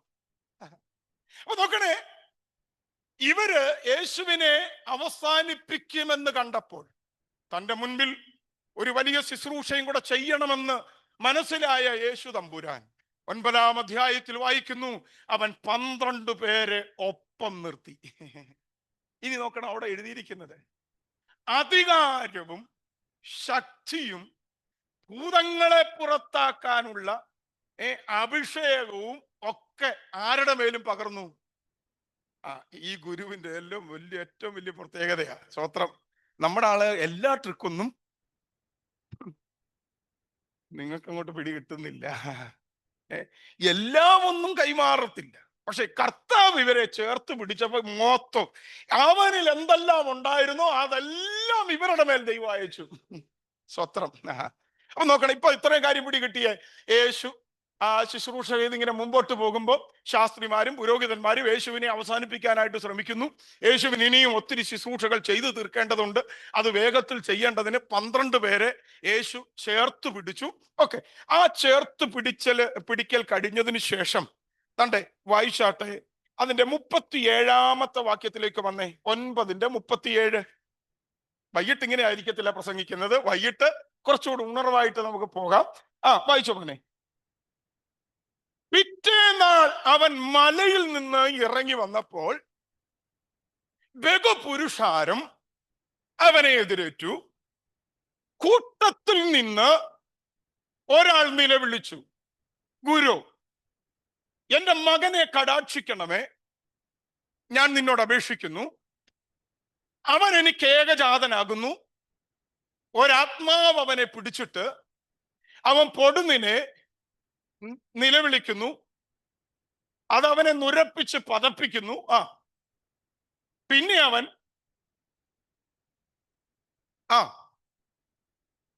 അതിനെ പുറത്താക്കുവാൻ നിന്റെ ശിഷ്യന്മാരോട് അപേക്ഷിച്ചു, എങ്കിലും അവർക്ക് കഴിഞ്ഞില്ല. ശ്രദ്ധിക്കണേ, ഞാന് ഒരു കാര്യം ദൈവമക്കളെ ഓർമ്മപ്പെടുത്താം. ഈ സഭയോടുള്ള ബന്ധത്തിലുള്ള ദൂത് തന്നെയാണ് ദൈവം എന്നെ ഏൽപ്പിച്ചിരിക്കുന്നത്. ഇവിടെ വന്നിട്ട് തയ്യാറാക്കിയൊന്നുമല്ല. എൻ്റെ ഐപാഡിനകത്ത് ഞാൻ എഴുതി വെച്ചിട്ടുണ്ട് ഈ ഓരോ സ്ഥലത്തും പ്രസംഗിക്കുന്ന സന്ദേശങ്ങൾ, കാരണം പിന്നീട് വിളിക്കുമ്പോൾ ആവർത്തിക്കപ്പെടാതിരിക്കാൻ വേണ്ടി. അപ്പൊ ഞാൻ കഴിഞ്ഞ ദിവസം തന്നെ അതിനകത്ത് എഴുതിയിട്ടുണ്ട് നിങ്ങളുടെ സഭയുടെ പേര്. അപ്പൊ ഇന്ന് പകൽ ഞാൻ സംസാരിക്കുന്നത് ദൈവസഭയോടാ. സ്തോത്രം. കണ്ട് ഇത്രയും ഞാൻ പറഞ്ഞത് നിങ്ങളുടെ ഓർമ്മയിലുണ്ട്. യേശു കർത്താവ് 12 പേരെ വിളിച്ചു, അധികാരം കൈമാറി. ഇപ്പൊ 12+1 യേശു 13 പേരെ ഒരേ ശക്തിയിൽ ഒരേ ആത്മാവിൽ ശുശ്രൂഷ ഇങ്ങനെ ചെയ്തുകൊണ്ടിരിക്കുക. യേശു ശക്തിയെല്ലാം പകർന്നതിന് ശേഷം മലയിലേക്ക് കയറിപ്പോയി.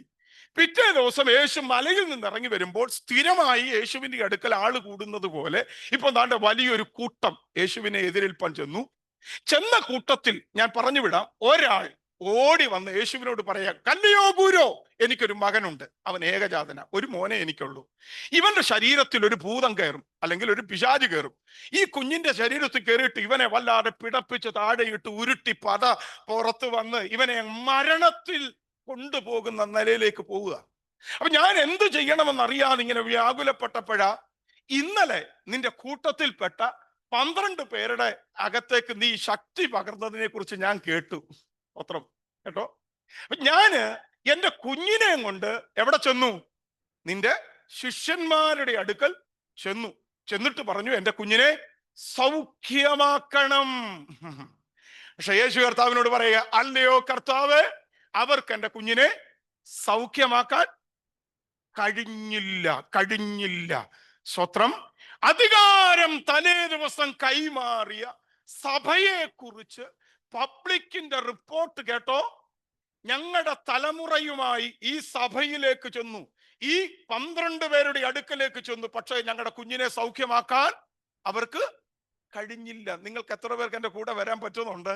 സ്വത്രം. ഇന്ന് പകലിൽ തമ്പുരാൻ പറയുകയാണ്, വലിയ പ്രതീക്ഷയോടെ ഒരധികാരം പകർന്നു, വലിയ പ്രതീക്ഷയോടെ ചേർത്തു നിർത്തി, വലിയ പ്രതീക്ഷയോടെ ഈ മഹത്വമേറിയ ശുശ്രൂഷ അവരുടെ മേൽ ദൈവം പകർന്നു. പക്ഷേ ഇപ്പോൾ അവര് പിള്ളേരുടെ ഭാഷ പറഞ്ഞ പക്കാ പരാജയം.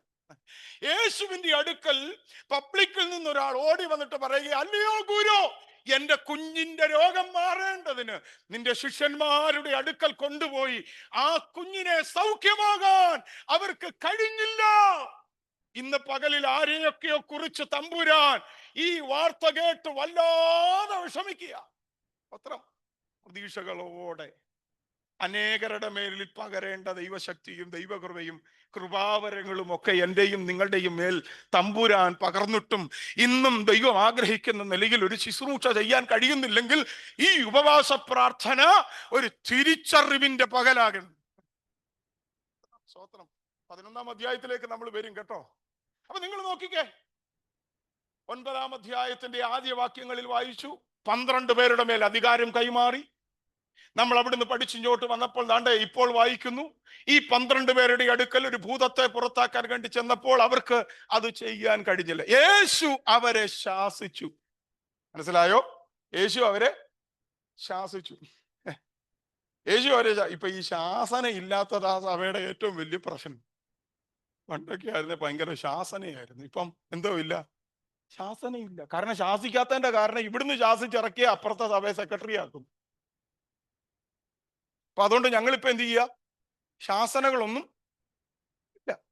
അപ്പൊ നോക്കണം, ഇപ്പൊ യേശു കർത്താവ് ഇവരെ ശാസിച്ചു, പക്ഷെ ഇവര് മടങ്ങിയൊന്നും പോയില്ല കേട്ടോ. സ്വതന്ത്രം.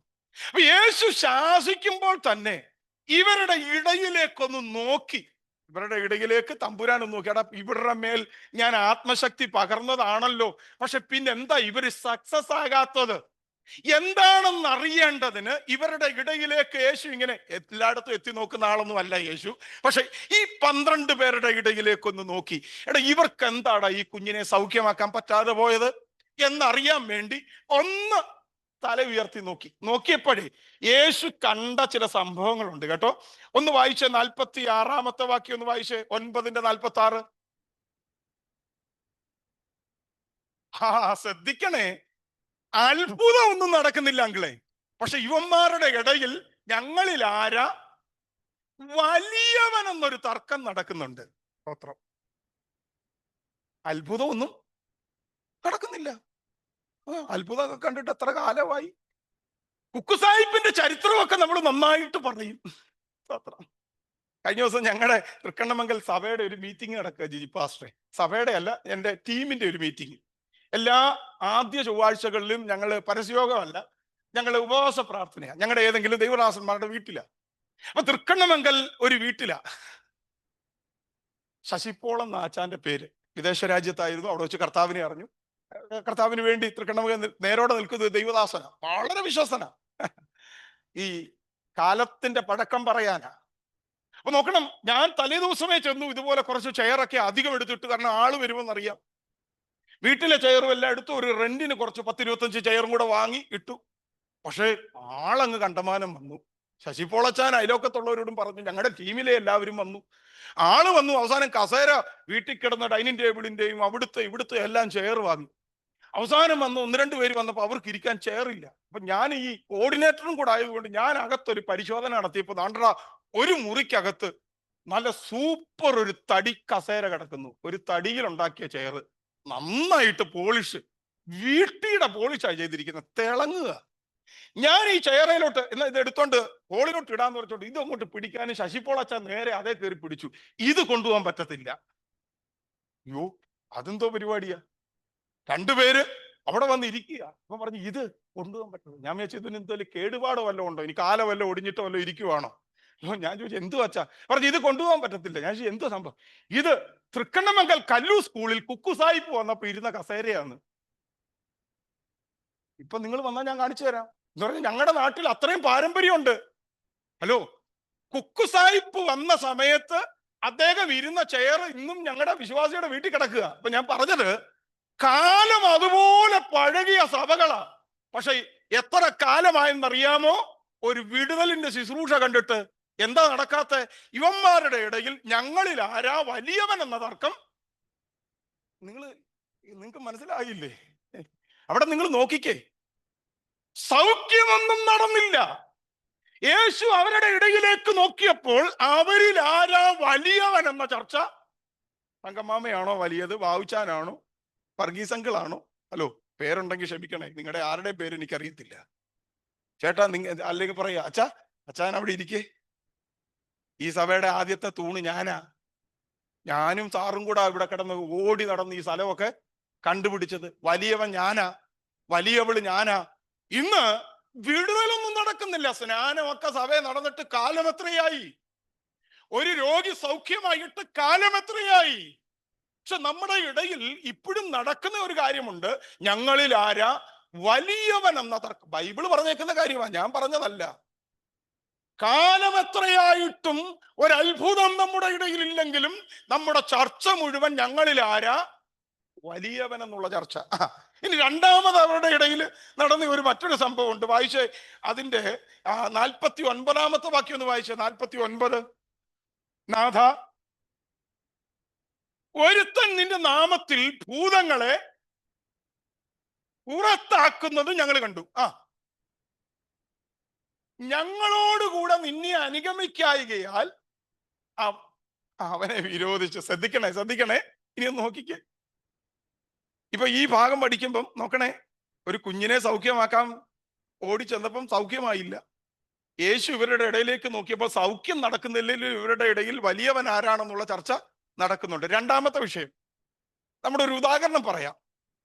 കേശവാസൂരത്ത് ഇങ്ങോട്ട് വരിക, പ്ലാമൂട് ആ സിഗ്നലൊക്കെ കഴിഞ്ഞ് ഇങ്ങോട്ട് വരുമ്പോഴേ നമ്മൾ ഇങ്ങനെ വരിക, നമ്മൾ ചർച്ചിലോട്ട് വരിക. അപ്പൊ നോക്കണം, വഴി നിന്നോണ്ട് ഒരു പുള്ളിക്കാരൻ അതിലെ പോകുന്ന ആളുടെയൊക്കെ തലേ കൈവെക്കുന്നു. രോഗി സൗഖ്യമാകുന്നു, ഭൂതം വിട്ടുപോകുന്നു. നമ്മൾ കളിച്ചില്ല, നമ്മൾ ഓടി അങ്ങോട്ട് ചെന്നിട്ട് പുള്ളിയുടെ കഴുത്തേലോട്ടാ നോക്കുന്നേ. ഏത് ടാഗാ പുള്ളി ഇട്ടിരിക്കുന്നേ? ഹലോ, ഏത്? നിങ്ങൾക്ക് ഇച്ചിരി പിടികിട്ടാ ഇച്ചിരി പാടാ. ഞങ്ങൾക്ക് കേരളം അങ്ങോട്ടൊക്കെയാണെങ്കിൽ പെട്ടെന്ന് പിടികിട്ടും. ഏത് ടാഗാണെന്നാ നോക്കുന്നേ? ആരുടെ സഭ? പത്രം നോക്കണം. ഇവിടെ വെച്ചിരിക്കുന്ന, ഇവിടെ നിങ്ങൾ വായിച്ചപ്പോ മനസ്സിലായോ? ഒരുത്തൻ വഴിയിൽ നിന്ന് ഭൂതങ്ങളെ പുറത്താക്കുന്നു. ആര് കണ്ടു? ശിഷ്യന്മാര് കണ്ടു. ഉടനെ അവര് പറയുക, നമ്മുടെ ടീമിൽ പെടാത്ത, നമ്മുടെ കൂട്ടത്തിൽ പെടാത്ത ആരാണ്ട് പുതിയ ആളുകൾ ഇപ്പൊ ദാണ്ട് പാളയത്ത് വന്ന് ഭയങ്കരം പരിപാടി ചെയ്യുന്നു. ഉടനെ നമ്മൾ കമ്മിറ്റി വിളിച്ചുകൂട്ടെ, ഇവന്മാരെ നമുക്ക് വിരോധിക്കണം. പത്രം അത്ഭുതമൊന്നും നടന്നില്ലേലും, ഹലോ, അത്ഭുതമൊന്നും നമ്മുടെ ഇടയിൽ നടന്നില്ലേലും അത് ചെയ്യുന്നവരെ വിരോധിക്കുന്ന ഒരു പ്രവണത നമ്മുടെ ഇടയിൽ എന്ന് പറഞ്ഞാൽ ഈ സഭയ്ക്കകത്തല്ല, ക്രൈസ്തവ ഗോളത്തിനകത്ത് ഇങ്ങനെ കിടന്ന് കളിക്കുക. പത്രം നമ്മൾ ഉടനെ നോക്കുക, അവിടെ ഇപ്പൊ ആള് കൂടിയല്ലോ, അവിടെ ഇപ്പൊ ഭയങ്കര ശുശ്രൂഷകളാണല്ലോ, ഭയങ്കര മെറുക്കൾ പരിപാടികളൊക്കെയാണല്ലോ നടക്കുന്നത്. ഉടനെ നമുക്ക് അവരെ വിരോധിക്കണം. അതിന് എഴുതി വിരോധിക്കണമെങ്കിൽ എഴുതി വിരോധിക്കും. ഹലോ, സോഷ്യൽ മീഡിയക്കാരെ കൊണ്ട് ചെയ്യിപ്പിക്കണമെങ്കിൽ അങ്ങനെ ചെയ്യും. ഏത് നിലയും നമ്മൾ എന്ത് ചെയ്യുക? വിരോധിക്കുക. അപ്പൊ നോക്കണേ, അത്ഭുതമൊന്നും നടന്നില്ലേലും വലിയവൻ ആരാണെന്നുള്ള ചർച്ച നടക്കുന്നുണ്ട്. 2, അത്ഭുതങ്ങൾ നടക്കുന്നവരെ വിരോധിക്കുന്ന പ്രവണതയും ഇവരുടെ അകത്ത് ഉണ്ട്. മൂന്നാമത്തെ ഒരു ചിന്ത അവിടെ തന്നെ, അതിന്റെ 53 വാക്യം വായിച്ച. 53. എന്നാൽ അവൻ യെരൂശലേമിലേക്ക് പോകാൻ ഭാവിച്ചിരിക്കയാൽ അവർ അവനെ കൈക്കൊണ്ടില്ല. ആ ആ ആ ആ മതി. നോക്കണേ, മൂന്നാമത് ഇവരുടെ അകത്ത് കിടന്ന ഒരു സംഭവമാണ്. നോക്കണം, യേശു തമ്പുരാന്റെ കാലത്ത് യേശു തമ്പുരാൻ പറഞ്ഞു, എടാ കുഞ്ഞെ, യെരൂശലേമിൽ എനിക്കൊരു ക്രൂസൈഡ്, ഇപ്പൊ ക്രൂസൈഡ് അല്ലല്ലോ, മുറ്റത്ത് കൺവെൻഷൻ, നമ്മുടെ ഭാഷയിൽ പറഞ്ഞ ഇപ്പൊ ഒരു മുറ്റത്ത് കൺവെൻഷൻ യെരൂശലേമിൽ നടത്താൻ പറഞ്ഞു. 2 പേരെ അങ്ങോട്ട് പറഞ്ഞു വിട്ടു. യെരൂശലേമിൽ ഇവര് മുറ്റത്ത് കൺവെൻഷൻ, മുറ്റം നോക്കി നടക്കുക, വലിയ മുറ്റം നോക്കി നടക്കുക. അങ്ങനെ നോക്കി നടക്കുന്ന കണ്ടപ്പോൾ തന്നെ അവിടെ ഉള്ളവർക്ക് മനസ്സിലായി യുവന്മാർ ആരാണെന്ന്. ഒറ്റ നോട്ടത്തിൽ പിടികിട്ടി. ഇവര് ആരാന്ന്? വേറെ ആരുമല്ല. ഇവരാരാ? നമ്മുടെ സഭ എന്ത് PMG ഇല്ലേ? ഒറ്റ നോട്ടത്തിൽ മനസ്സിലായി ഇത് PMGക്കാരാണെന്ന് പിടികിട്ടി. അപ്പൊ അവര് പറഞ്ഞു, എന്റെ പൊന്നി ഏട്ടാ, PMGയുടെ പരിപാടിയൊക്കെ അവിടെ പോയിക്കോണം, ഞങ്ങളുടെ നാട്ടിലൊന്നും ഇതുമായിട്ടൊന്നും, അത് വല്ല കുമ്പനാടോ തിരുവല്ലയിലോ കൊട്ടാരക്കരയിലോ ഒക്കെ പോയി നടത്തിക്കോണം, ഈ പരിപാടിയായിട്ട് ഞങ്ങളുടെ അടുത്തോട്ട് വരരുത് എന്ന് അവര് പറഞ്ഞപ്പം ശക്തി പ്രാപിച്ചവന്മാര് പറയുന്നത് കേട്ടോ. അല്ലയോ കർത്താവേ, ഏലിയാവ് തീ ഇറക്കിയതുപോലെ ഇവന്മാരെ എല്ലാം കൂടെ അങ്ങ് കത്തിച്ചാലോ? സ്തോത്രം. ഹലോ, സ്തോത്രം. അത്ഭുതം ഒന്നും നടന്നില്ലേലും എന്ത് നടക്കുന്നുണ്ട്? നമ്മളെ വിരോധിച്ചാൽ പിന്നെ പുതുപ്പള്ളി ഞങ്ങളുടെ നേരെ കൈവക്കിയാൽ ഞങ്ങൾ അവിടെ കോരിത്തരിക്കുന്ന യാത വെക്കും. സ്തോത്രം. നിങ്ങൾക്ക് പിടികിട്ടിയില്ല. പാളയത്ത് ഞങ്ങൾക്കെതിരെ ആരെങ്കിലും വന്നാൽ ഞങ്ങൾ ആരെ ഇറക്കും? മനോജ പ്രകാശിനെ ഇറക്കും. ഞങ്ങളെ ആരേലും തൊട്ടാൽ അണ്ട് ഇപ്പൊ നോക്കിക്കേ, നിങ്ങൾ കേട്ടോ അവിടെ പറയുന്നേ? അവിടെ എന്താ പറഞ്ഞത്?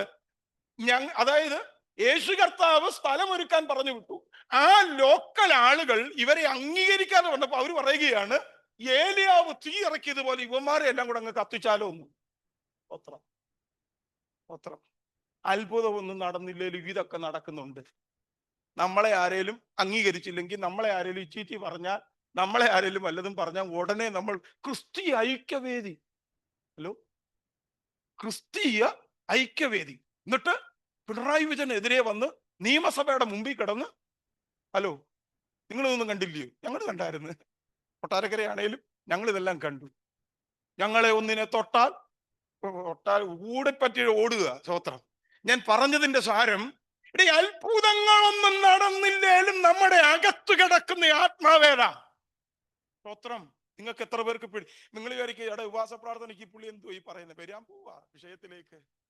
11-ാം അധ്യായമാണ് നമ്മുടെ വിഷയം.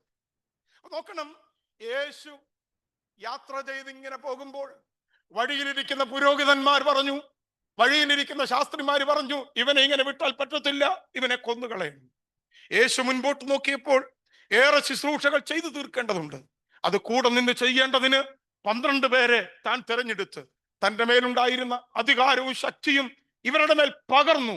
പക്ഷേ ഈ പകർന്നവരുടെ അടുക്കൽ ഒരു കുഞ്ഞിനെയും കൊണ്ട് ഒരപ്പൻ പ്രാർത്ഥിക്കാൻ ചെന്നപ്പോൾ ഈ കുഞ്ഞിനെ സൗഖ്യമാക്കാൻ കഴിഞ്ഞില്ല എന്ന് യേശുവിന്റെ അടുക്കൽ പോയി പരാതി പറഞ്ഞപ്പോൾ യേശു ഇവരുടെ ഇടയിലേക്ക് നോക്കി. കാരണം തലേ ദിവസം ശക്തി പകർന്നതാ, രോഗം മാറാൻ പ്രാർത്ഥിച്ച് ഭൂതങ്ങളെ പുറത്താക്കാനുള്ള അധികാരം കൊടുത്തിട്ട് എന്താ ഇവരുടെ ഇടയിൽ സംഭവിക്കാഞ്ഞത് എന്ന് കാണാൻ വേണ്ടി അവരുടെ ഇടയിലേക്ക് നോക്കിയപ്പോൾ കണ്ട കാഴ്ച ഒന്ന്, അവരുടെ ഇടയിൽ വലിയവൻ ആരാണെന്നുള്ള ചർച്ച നടക്കുന്നുണ്ട്.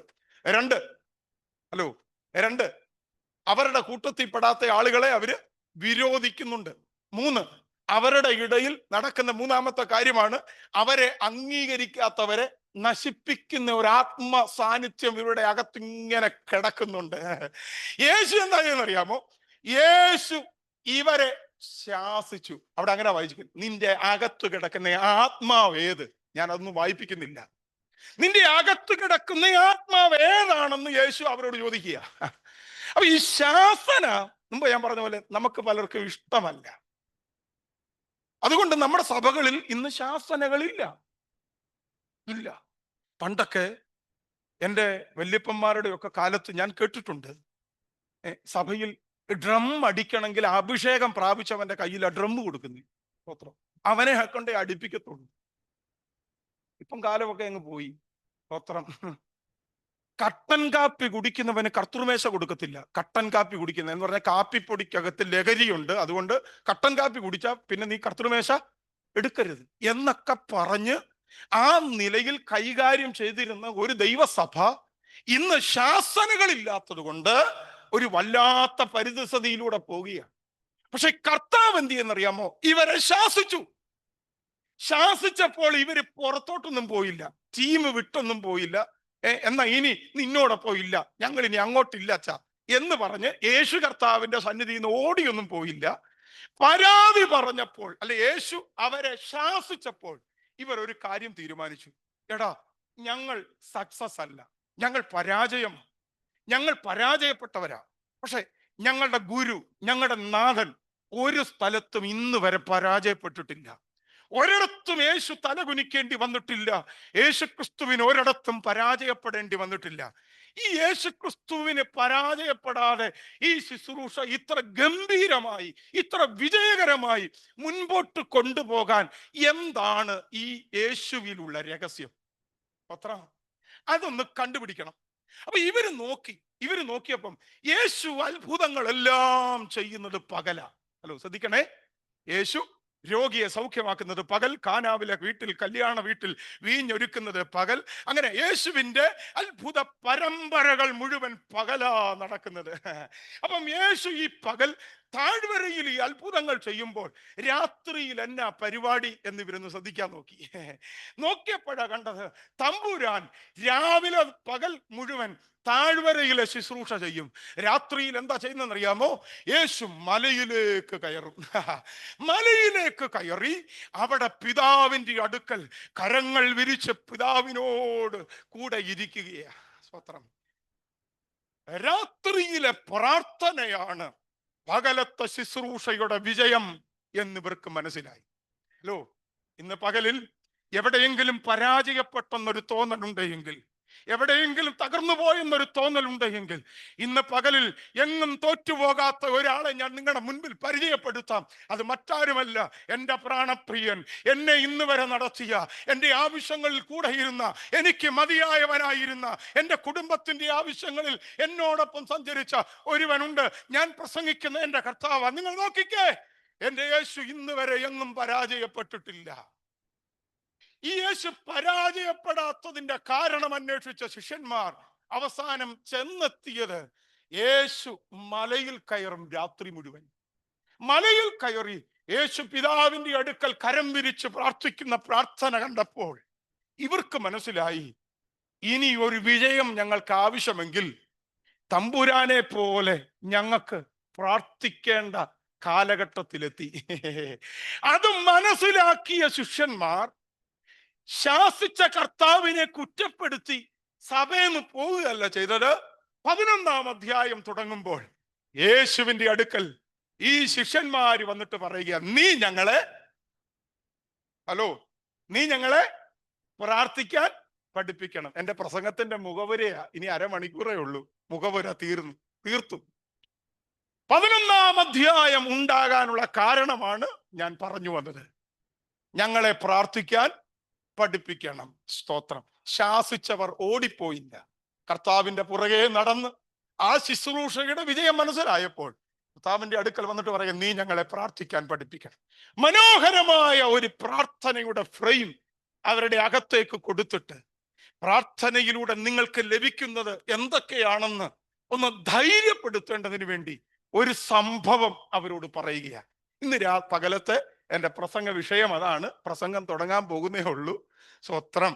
വായിച്ചാട്ടെ, അതിന്റെ 5-ാമത്തെ വാക്യം മുതൽ വായിച്ചാട്ടെ. പിന്നെ അവൻ അവരോട് പറഞ്ഞത്, ആരോടാ? പ്രാർത്ഥന പഠിപ്പിച്ചതിന് ശേഷം. അന്ന് പ്രാർത്ഥിക്കാൻ പഠിപ്പിക്കണമേ എന്ന് പറഞ്ഞപ്പോ പ്രാർത്ഥന പഠിപ്പിച്ചിട്ട് അവരോട് അവരുടെ പ്രാർത്ഥനയ്ക്ക് ധൈര്യമുണ്ടാകേണ്ടതിന്, അവർ ബലപ്പെടേണ്ടതിന് അവരോട് പറഞ്ഞ ഒരു സംഭവ കഥയാണ് ഇന്നത്തെ പകലത്തെ നമ്മുടെ പ്രസംഗ വിഷയം. പിന്നെ അവൻ അവരോട് പറഞ്ഞത്, വായിച്ചോ മോനെ, വേഗം വായിച്ചു വിട്ടു.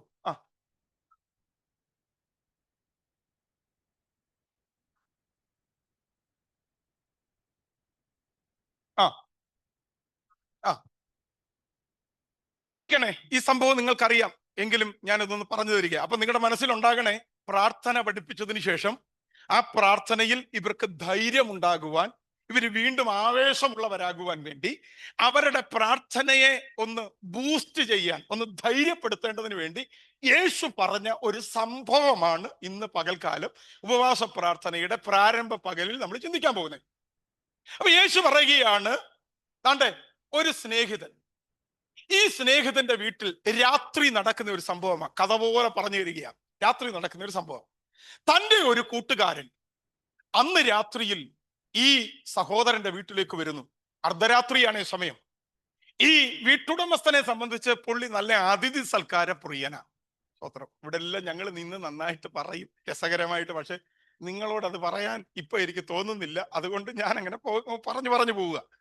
അപ്പൊ നോക്കണം, ഈ മനുഷ്യന്റെ പ്രത്യേകത അതിഥി സൽക്കാര പ്രിയനാ. പക്ഷെ ഇദ്ദേഹത്തിന്റെ വീട്ടിൽ ഈ രാത്രി വന്ന സ്നേഹിതന് വല്ലതും കൊടുക്കണമെന്നൊരാഗ്രഹമുണ്ട്. പക്ഷെ ഈ വീട്ടിൽ ഇല്ല, അദ്ദേഹത്തിന്റെ വീട്ടിൽ ഇല്ല. പക്ഷെ എന്നാലും ആ പുള്ളി ഇത് കൊടുക്കാൻ തന്നെ തീരുമാനിച്ചു. പുള്ളി എന്താ ചെയ്യുന്നറിയാമോ? പെട്ടെന്നൊന്ന് ചിന്തിച്ചു. തൻ്റെ ഒരു സ്നേഹിതൻ തൊട്ടടുത്ത് പാർക്കുന്നുണ്ട്. അദ്ദേഹത്തിന്റെ വീട്ടിൽ പോയി 3 അപ്പം ഹലോ, നിങ്ങൾ കൂടെ വരണം. 3 അപ്പം വായ്പ തരണം. ഒക്കെ വായ്പ തരണം. സ്വത്രം. അദ്ദേഹം തീരുമാനിക്കുകയാണ്, ഞാൻ എൻ്റെ സ്നേഹിതന്റെ വീട്ടിൽ പോയി 3 അപ്പം വായ്പ വാങ്ങും. വായ്പ വാങ്ങിയാ തിരിച്ച്, ഹലോ, വായ്പ മേടിച്ചാൽ എന്ത് ചെയ്യണം? തിരിച്ചു കൊടുക്കണം. സഭയിലൊക്കെ ഏറ്റവും വലിയ പ്രശ്നം എന്നാന്ന് ചോദിച്ചാൽ, പലരും പോകാനുള്ള കാരണം വായ്പ മേടിച്ചിട്ട് കൊടുത്തിട്ടില്ല. പാസ്റ്ററെ, അയാൾ ഇത്രയും തരാനുണ്ട്, ഇനി അയാളുടെ മുഖത്തോട്ട് നോക്കുന്നത് എങ്ങനെ, ഞാൻ വരുന്നില്ല. അങ്ങനെ പല ആളുകളും പോയിട്ടുണ്ട് സഭയിൽ. ഞാൻ ഒന്നുകൂടെ പറയാം, വായ്പ, എനിക്കറിയത്തില്ല, ദൈവാത്മാവ് പറയുന്നു, വായ്പയാണ് മേടിച്ചതെങ്കിൽ തിരിച്ചു കൊടുക്കണം. പത്രം. ഇനി രണ്ടാമതൊരു ചിന്തയോടെ പറയാം, വായ്പ കൊടുക്കുന്നവരുടെ പ്രത്യേക ശ്രദ്ധയ്ക്ക്. നിങ്ങൾ ഇന്ന് തലേ കൈപിടിച്ച് ദൂത് പറയുന്നത് കേൾക്കാനാ വന്നത്. പക്ഷെ ഞാൻ ഈ ദൂതും കൂടെ ഒന്ന് ഏറ്റെടുക്കണം. വായ്പ കൊടുക്കുന്നവരുടെ പ്രത്യേക ശ്രദ്ധയ്ക്ക്, കൊടുത്താൽ തരാൻ പ്രാപ്തിയുള്ളവനെ എന്തു കൊടുക്കാവൂ? അവൻ വന്നത് എന്തിനാ? വായ്പയ്ക്ക്. പുള്ളി വരുന്നത് തന്നെ, ഞാൻ വലിയ സാമ്പത്തിക തകർച്ചയിലൂടെ പോന്നെ, അതുകൊണ്ട് നിങ്ങൾ എനിക്ക് 1 ലക്ഷം രൂപ തരണമെന്ന്. അവൻ്റെ കയ്യിൽ ഇല്ലാത്തോണ്ടല്ലേ വന്നേ, പിന്നെ അവൻ എങ്ങനെ തരാനാ? അപ്പൊ കൊടുക്കുന്നവരുടെ ഒരു പ്രത്യേക ശ്രദ്ധയ്ക്ക് പറയാം, ഈ വായ്പ കൊടുക്കുമ്പോൾ തിരിച്ചു തരാൻ പ്രാപ്തി ഇല്ലെങ്കിൽ വായ്പ കൊടുക്കരുത്. പിന്നെ എങ്ങനെ ചെയ്യണം? ഞാൻ അതിനൊരു കാര്യം പറയാം. ഈ എല്ലാ കേസും എൻ്റെ അടുക്കൽ വരും. അതിന് പല കാരണങ്ങളുണ്ട്. ഈ നമ്മൾ നോ പറയാത്ത ഒരാളായതുകൊണ്ട് പലപ്പോഴും എല്ലാ കേസുകളും എൻ്റെ അടുക്കൽ വരാറുണ്ട്. ഞാൻ ആ കാര്യങ്ങളൊക്കെ ചെയ്യാറുണ്ട്. ഈ ഇടയ്ക്ക് ഞാൻ ഇപ്പോഴും ഓർക്കുന്നുണ്ട്, ഞാൻ കറുകച്ചാലി താമസിക്കും. അവിടുത്തെ തോട്ടയ്ക്കാട് എന്ന് പറഞ്ഞൊരു സ്ഥലമുണ്ട്. തോട്ടയ്ക്കാട് പുതുപ്പള്ളിക്ക് അടുത്തുള്ളൊരു സ്ഥലമാണ് തോട്ടയ്ക്കാട്. അപ്പൊ രാവിലെ ഞങ്ങളുടെ ആരാധനയ്ക്ക് ശേഷം ഒരു ദൈവദാസൻ എന്നെ ആരാധനയ്ക്ക് പ്രസംഗിക്കാൻ വിളിച്ചു. ഒഴിക്കാൻ പറ്റാത്ത ഒരു സഭയായതിനാലും ബന്ധം അങ്ങനെ ഉണ്ടായതിനാലും ഞാൻ പറഞ്ഞു, പാസ്റ്ററെ, ഞങ്ങളുടെ ആരാധന ഒരല്പം നേരത്തെ ഞാൻ ഇറങ്ങിക്കോളാം, മറ്റൊരാൾ അത് പൂർത്തീകരിച്ചോളും, ഞാൻ വന്നോളാമെന്ന് പറഞ്ഞു. ഞാൻ അങ്ങനെ അവിടെ ചെന്നു. ശുശ്രൂഷ എല്ലാം കഴിഞ്ഞ് 1 മണിയായപ്പോൾ അവിടുത്തെ മീറ്റിംഗ് എല്ലാം കഴിഞ്ഞ് ഞാൻ വീട്ടിൽ വന്നു. നല്ല അനുഗ്രഹമായിരുന്നു.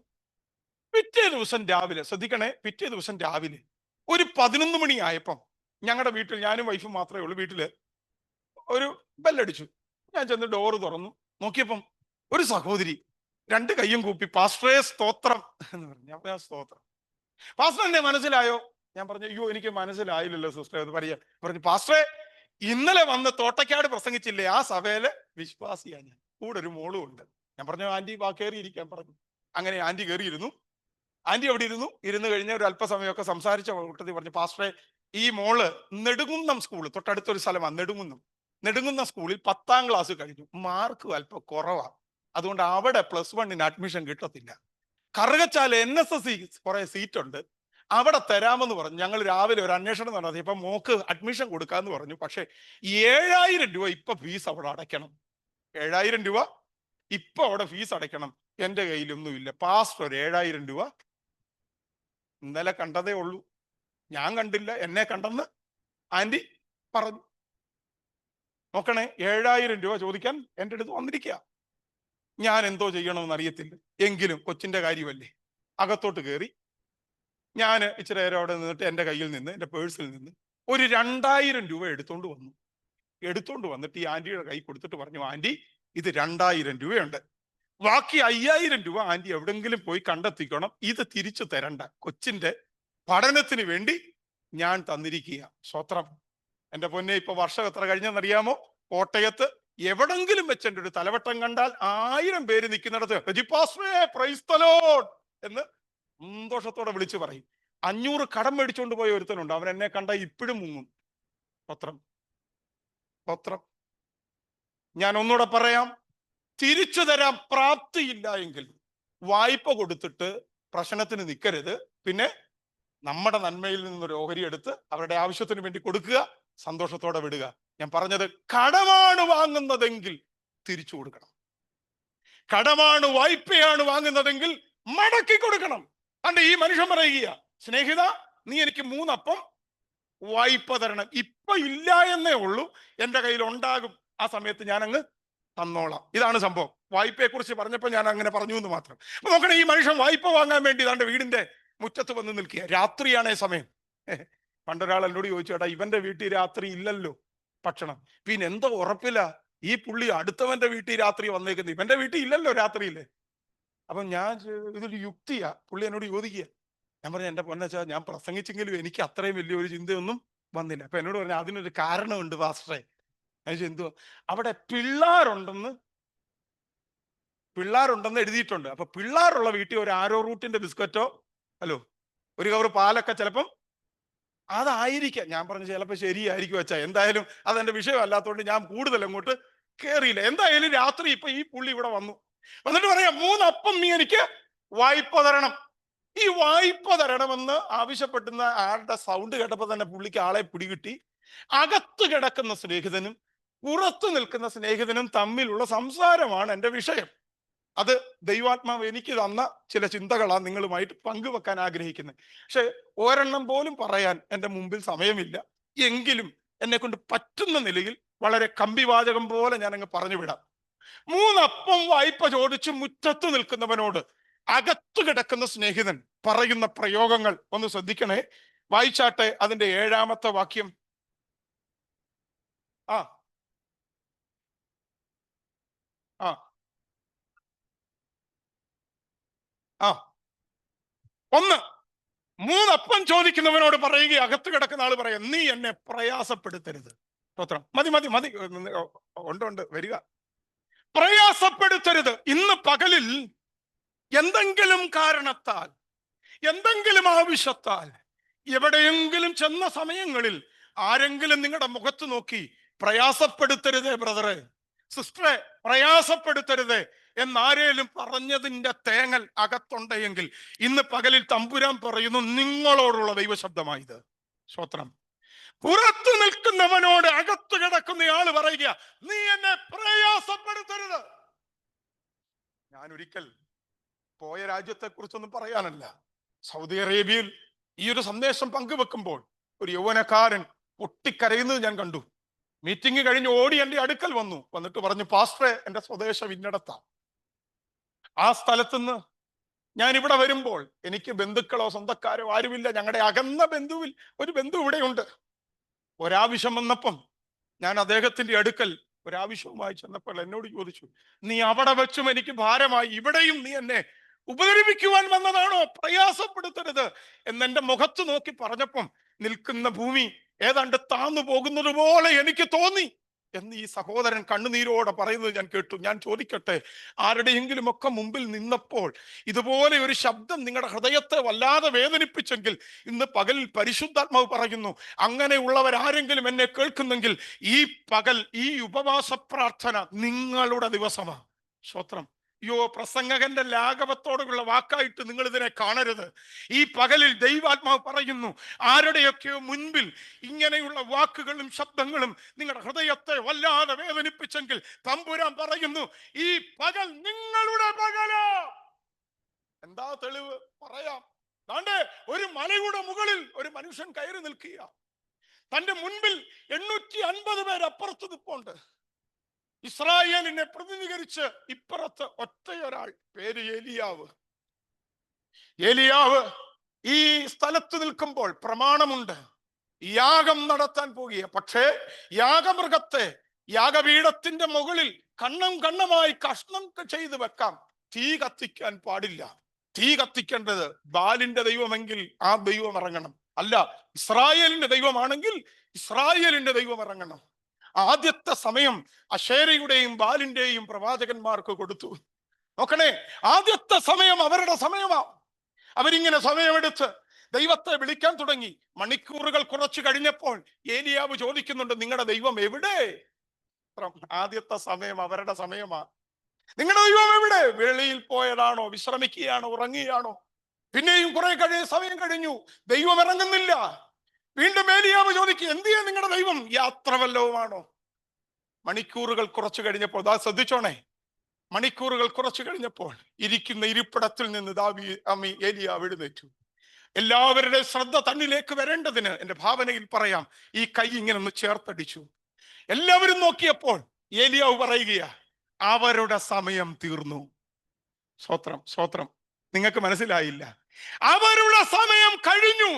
ഇനി മുഴങ്കാലിലിരുന്ന എന്റെ സമയം. ഈ പകലിൽ ആരോടൊക്കെയോ ദൈവാത്മാവ് ദൂത് പറയുന്നു, നിങ്ങളെ നിന്ദിച്ചവരുടെ, പരിഹസിച്ചവരുടെ, നിങ്ങളെ തള്ളിക്കളഞ്ഞവരുടെ സമയം കഴിഞ്ഞു. ഇനി പ്രാർത്ഥിക്കുന്ന, ഉപവസിക്കുന്ന ദൈവത്തോട് നിലവിളിക്കുന്ന എന്റെയും നിങ്ങളുടെയും സമയമായി ഈ പത്രം. നിങ്ങൾ നോക്കിക്കേ, ഈ മനുഷ്യൻ പറയുക, എന്നെ പ്രയാസപ്പെടുത്തരുത്. ചോദിക്കട്ടെ, ആരെങ്കിലും അങ്ങനെ പറഞ്ഞത് നിങ്ങളുടെ ഹൃദയത്തെ മുറിവേൽപ്പിച്ചോ? അങ്ങനെയെങ്കിൽ ഇന്ന് പകൽ നിങ്ങളുടെ പകലായി തീരാൻ ദൈവം ആഗ്രഹിക്കുന്നു. മോനെ വായിച്ചേ താഴോട്ട്. വിവരണങ്ങളില്ലാതെ പറഞ്ഞു പോകുക, പ്രയാസപ്പെടുത്തരുത്. 2, കതക് അടച്ചിരിക്കുന്നു. ശ്രദ്ധിക്കണേ, രണ്ടാമത്തെ വിഷയം. അപ്പം ചോദിച്ച് വന്നവനോട് അകത്ത് കിടക്കുന്ന പുള്ളി പറയുക പ്രയാസപ്പെടുത്തരുത്. രണ്ടാമത് പറയുക കതക്, നിങ്ങൾ കൂടെ വരണേ, കതക് അടച്ചിരിക്കുന്നു. എന്താ ഈ കതക് അടച്ചിരിക്കുക എന്ന് പറഞ്ഞാൽ? അതൊരു തടസ്സമാണ്. അന്നത്തെ കാലത്ത് യഹൂദന്റെ വീട് നിങ്ങൾ പഠിച്ചാൽ, ജോഗ്രഫി അവരുടെ പഠിച്ചാൽ, അന്നത്തെ കാലത്ത് അവരുടെ വീട് മണ്ണുകൾ കൊണ്ടുണ്ടാക്കിയ വീട്. ഈ സംഭവം നടക്കുന്ന കാലഘട്ടത്തിലെ അവരുടെ വീടുകൾ മണ്ണുകൾ കൊണ്ടുണ്ടാക്കിയ വീടുകളാണ്. ഈ വീട് അവർ 2 തട്ടുകളായിട്ടാണ് പണിയുന്നത്. യഹൂദന്മാർ അന്ന് പണിതുകൊണ്ടിരുന്നത് 2 തട്ടുകളായിട്ടാണ്.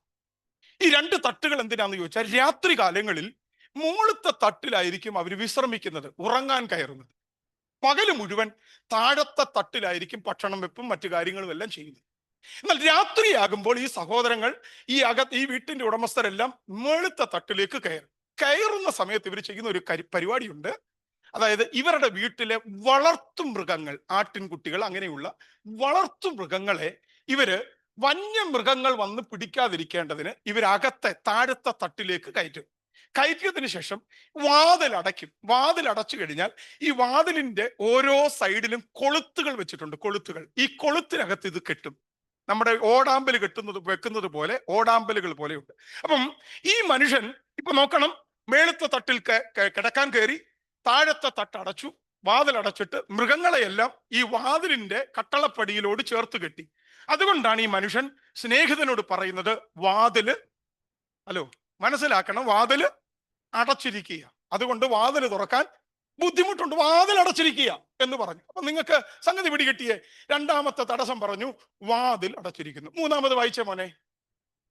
മൂന്നാമത്തെ, പൈതങ്ങൾ എന്റെ കൂടെ കിടക്കുന്നു. സ്വത്രം, പൈതങ്ങൾ എന്റെ കൂടെ കിടക്കുന്നു. എനിക്കൊരു സ്നേഹിതനുണ്ട്, ദൈവം അനുവദിച്ച ഏതെങ്കിലും സമയത്ത് നിങ്ങൾക്ക് കാണാൻ പറ്റിയാൽ കാണാം. എന്റെ കൂടെ പഠിച്ച ഒരാളെ ഞാൻ മെനഞ്ഞാന്ന് എനിക്കൊരു ആവശ്യമുണ്ടായി. കൊട്ടാരക്കരയിലേക്ക് ഞാൻ ഈ കഴിഞ്ഞ ദിവസം തിരുവനന്തപുരത്ത് ഒരു മീറ്റിങ്ങിന് പാസ്വേഡ് വന്നിരുന്നു മെനഞ്ഞാന്ന്. അപ്പൊ ഞാൻ എൻ്റെ വണ്ടി അവിടുത്തെ പാർക്കിങ്ങിൽ ഇട്ടേച്ചാ വന്നതെങ്കിലും എനിക്ക് മറ്റൊരു വണ്ടി സൗകര്യം കിട്ടിയപ്പം ഞാൻ നേരെ വീട്ടിൽ വന്നു. അപ്പം എൻ്റെ വണ്ടി എടുക്കണമെങ്കിൽ 2 കിലോമീറ്റർ കൊട്ടാരക്കര ടൗണിൽ പോകണം. ഒരു 10:30 അപ്പൊ എൻ്റെ കൂടെ പഠിച്ച എൻ്റെ സ്നേഹിതൻ തൊട്ടടുത്തുള്ള സുവിശേഷ വേലയിൽ എന്നോടൊപ്പമുള്ള ബെൻസനെ വിളിച്ചപ്പം ബെൻസൻ പറഞ്ഞു, എടാ നീ ഇപ്പോഴാണോടാ വിളിക്കുന്നതെന്നൊക്കെ എന്നോട് ചോദിച്ചിട്ട് പറഞ്ഞു, ഒരു 10 മിനിറ്റ് എന്ന് പറഞ്ഞാൽ ഇവന്റെ ഭാര്യ സൗദി അറേബ്യയിൽ 2 കുഞ്ഞുങ്ങളുണ്ട്, കൂടെ കിടത്തിയിരിക്കുക. ഇവൻ പറഞ്ഞു 10 മിനിറ്റ് പറഞ്ഞത് പിള്ളേരെ ഉറക്കേണ്ട സമയമാണ്. ഇവൻ ഈ കൊച്ചുങ്ങൾ, ഞാൻ പറഞ്ഞതിന്റെ സാരം എന്താണെന്ന് വെച്ചാൽ, പിള്ളേർ കൂടെ കിടക്കുന്നെന്ന് പറഞ്ഞാൽ ഒരു തടസ്സം തന്നെയാണ്.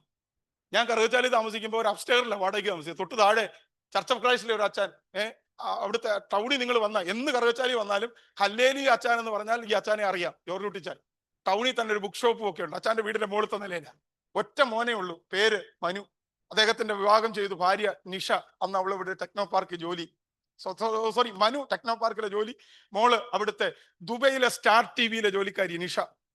കല്യാണം കഴിഞ്ഞു. 1 വർഷം കഴിഞ്ഞപ്പോൾ ദൈവം ഒരു കുഞ്ഞിനെ കൊടുത്തു, കിച്ചുകുട്ടൻ. പക്ഷെ ഈ നിഷ 1 മാസം 2 മാസത്തോളം വീട്ടിൽ കൊച്ചിന്റെ കൂടെ പാർത്തു. മനു ടെക്നോ പാർക്കിൽ ജോലി ചെയ്യുന്നതുകൊണ്ട് തിരുവനന്തപുരത്ത് വീടെടുത്ത് അവിടെ താമസിക്കുന്നു. കുഞ്ഞിനെ വളർത്തുന്ന, കിച്ചുകുട്ടനെ വളർത്തുന്ന സൂസൻ മാമയും ജോർജ് കുട്ടിച്ചാനുമാണ്. ഞങ്ങൾ മുകളിലത്തെ നിലയുണ്ട്, പാസ്റ്ററും കുടുംബവും മേളില്, വിശ്വാസി താഴെ. സഹോദരം, എപ്പോഴും കണ്ടുമുട്ടാനോ സംസാരിക്കാനോ സമയമില്ല. ഞാൻ യാത്രകളൊക്കെ ചെയ്യുന്നതുകൊണ്ട് ഒരു 10-15 ദിവസമായിട്ട് ജോർജ് കുട്ടിച്ചാനുമായിട്ട് വർത്താനം പറയാൻ പറ്റിയില്ല. അപ്പൊ ഒരു ദിവസം ഒരു 10-11 മണിയായപ്പോൾ ഞാൻ എന്നാൽ ജോർജ് കുട്ടിച്ചാനോട് ഇച്ചിരി നേരം വർത്താനം പറയാമെന്ന് വിചാരിച്ചുകൊണ്ട് സ്റ്റെപ്പ് ഇറങ്ങി താഴേക്ക് ചെന്നു. സിറ്റ് ഔട്ടിന്റെ അവിടെ നിന്ന് ബെല്ലടിക്കും, അന്നേരം ജോർജ് കുട്ടിച്ചാൻ ഇറങ്ങി വരും. ഇങ്ങനെയാണ് പതിവ്. ഞാൻ സ്റ്റെപ്പ് ഇറങ്ങി വീടിന്റെ വാതിക്കൽ എത്തിയപ്പോ തന്നെ ജോർജ് കുട്ടിച്ചാൻ വാതിൽ തുറന്ന്, ബെല്ലടിപ്പിക്കാൻ സമ്മതില്ല, വാതിൽ തുറന്നു ഇറങ്ങി വന്നിട്ട് വാതിൽ അങ്ങ് അടച്ചു. എന്നിട്ട് പറഞ്ഞു, നമുക്ക് സിറ്റ് ഔട്ടിൽ ഇരിക്കാം, നോക്കണേ. വർത്താനമൊക്കെ പറഞ്ഞു, വലിയ കുഴപ്പമൊന്നും തോന്നിയില്ല. അന്ന് അങ്ങനെ അങ്ങ് വർത്താനം പറഞ്ഞു പോയി. പിന്നെ ഇതുപോലെ 2-3 ആഴ്ച കഴിഞ്ഞിട്ട് ജോർജ് കുട്ടിച്ചാനെ കാണാൻ ഇതുപോലെ ഞാൻ ഇറങ്ങി വരിക. ഇറങ്ങി വന്നപ്പോൾ ദാണ്ട് ജോർജ് കുട്ടിച്ചാൻ, ഞാൻ വരുന്നതിന് മുമ്പ് പുള്ളി വാതിൽ തുറന്നു, സിറ്റ് ഔട്ടിലേക്ക് ഇറങ്ങി വാതിൽ അടച്ചു. അപ്പൊ എനിക്കൊരു കുറച്ച് തോന്നല്, ഈ പുള്ളി എന്താടാ എന്നെ വീട്ടിൽ കയറ്റിയിരുത്താ, ഒരു തോന്നല്. അത് ജോർജ് ഞാൻ മനസ്സിലായി. ജോർജ് എന്നോട് നോക്കിയിട്ട് പറയാ, റെജി പാസ്റ്ററെ വേറെ ഒന്നും തോന്നരുത്, ഞാൻ ഈ വാതിൽ അടച്ച് ഈ സിറ്റ് ഔട്ടിൽ വന്നിരിക്കാനൊരു കാരണം തന്നെ പാസ്റ്റർ ഇങ്ങോട്ട് വരുന്നത് കണ്ടപ്പോഴേ വന്നതിന്റെ കാരണം എന്താണെന്ന് ചോദിച്ചാൽ, പാസ്റ്റർ വന്ന് ബെല്ലടിച്ചാൽ, കേട്ടോണേ, പാസ്റ്റർ വന്ന് ബെല്ലടിച്ചാൽ കിച്ചുക്കുട്ടൻ ഉണരും. ഉണർന്നാൽ ഇന്നത്തെ ഉച്ച ചോറ് പ്രിയ ഹോട്ടലിൽ നിന്ന് കഴിക്കേണ്ടി വരും. കൊച്ചിനെ ഉറക്കി കിടത്തിയേക്ക്. അപ്പൊ ഈ ബെല്ലടിക്കാതിരിക്കാൻ വേണ്ടി അച്ഛൻ ഇറങ്ങി ഓടി വരുന്നേ. അപ്പൊ എനിക്ക് മനസ്സിലായി, പിള്ളേര് കൂടെ കിടക്കുന്നെന്ന് പറയുമ്പോൾ ഒരു തടസ്സം തന്നെയാണ്. ഈ 3 അപ്പം വായ്പ ചോദിച്ച് വീടിന്റെ മുറ്റത്ത് നിൽക്കുന്ന ആളോട് അകത്ത് കിടക്കുന്ന ആള് പറയുകയാണ്, എന്താ പറഞ്ഞേ? 3 കാര്യങ്ങൾ നമ്മൾ ചിന്തിച്ചു. ഒന്ന്, പ്രയാസപ്പെടുത്തരുത്, വാതിൽ അടച്ചിരിക്കുന്നു, പിള്ളേർ എന്റെ കൂടെ കിടക്കുന്നു, അതൊരു തടസ്സം തന്നെയാണ്. അതിനാ ഞാൻ 2 കാര്യങ്ങൾ പറഞ്ഞത്. നാലാമത്തെ അതോടെ പറഞ്ഞേ, എഴുന്നേറ്റ് തരാൻ. അടുത്ത കാര്യം പുള്ളി പറയുന്നത് കേട്ടോ, എന്റെ പൊന്നച്ഛ എന്നെ ബുദ്ധിമുട്ടിപ്പിക്കല്ല, ഞാനും കിടന്നുപോയി. സ്തോത്രം.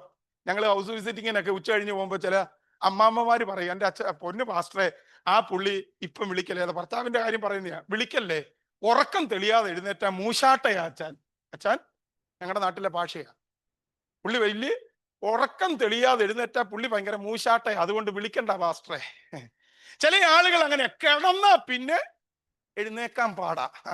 ഈ പുള്ളി പറയാ, എന്റെ അച്ഛാ ഞാൻ കിടന്നുപോയി എന്ന് പറഞ്ഞ പകലത്തെ അധ്വാനം, ക്ഷീണം, അതൊക്കെ നിമിത്തം ഞാൻ കിടന്നുപോയി, എന്നെ ബുദ്ധിമുട്ടിപ്പിക്കരുതേ. സ്തോത്രം. ശ്രദ്ധിച്ചോണേ, 3 അപ്പം വായ്പ ചോദിച്ച് വീടിന്റെ മുറ്റത്ത് വന്ന് നിൽക്കുന്ന ആളോട് അകത്ത് കിടക്കുന്ന ആള് പറയുകയാണ്, നീ എന്നെ ബുദ്ധിമുട്ടിപ്പിക്കല്ലേ, പ്രയാസപ്പെടുത്തരുത്, വാതിൽ അടച്ചിരിക്കുന്നു, പിള്ളാര് കിടക്കുന്നു, എഴുന്നേറ്റ് തരാൻ എനിക്ക് പറ്റത്തില്ല. ഈ 4 തടസ്സം പറഞ്ഞിട്ടും ഈ പുള്ളി പോയില്ലച്ചാ. സ്തോത്രം. നമ്മുടെ വിഷയം പ്രാർത്ഥനയാ. ഈ പുള്ളി പോയില്ല. അവിടെ എഴുതിയിരിക്കുന്നത് എങ്ങനെയാ? താഴോട്ടൊന്ന് വായിച്ചേ. ആ ആ ശ്രദ്ധിക്കണേ, ഈ പുള്ളി എന്നിട്ടും ലജ്ജ കൂടാതെ മുട്ടുക. സ്തോത്രം. എന്റെ ഭാഷയെ പറഞ്ഞ, ഇങ്ങനെ കണ്ണി ചോരയില്ലാത്ത ആരെങ്കിലും നിങ്ങൾ കണ്ടിട്ടുണ്ടോ? നിങ്ങൾ ആലോചിച്ച് നോക്കിക്കേ. ഈ 4 സത്യമായ കാര്യം പറഞ്ഞിട്ടും, ഈ 4 തടസ്സങ്ങൾ വളരെ വ്യക്തമായി പറഞ്ഞിട്ടും ഇവൻ പോയില്ലെന്ന്, ഇവൻ പിന്നെ നിന്ന് മുട്ടുക. നമ്മുടെ ഭാഷ പറഞ്ഞ, ഇങ്ങനെ ഒരു പരമദ്രോഗിയെ ജീവിതത്തിൽ കണ്ടിട്ടുണ്ടോ? പത്രം.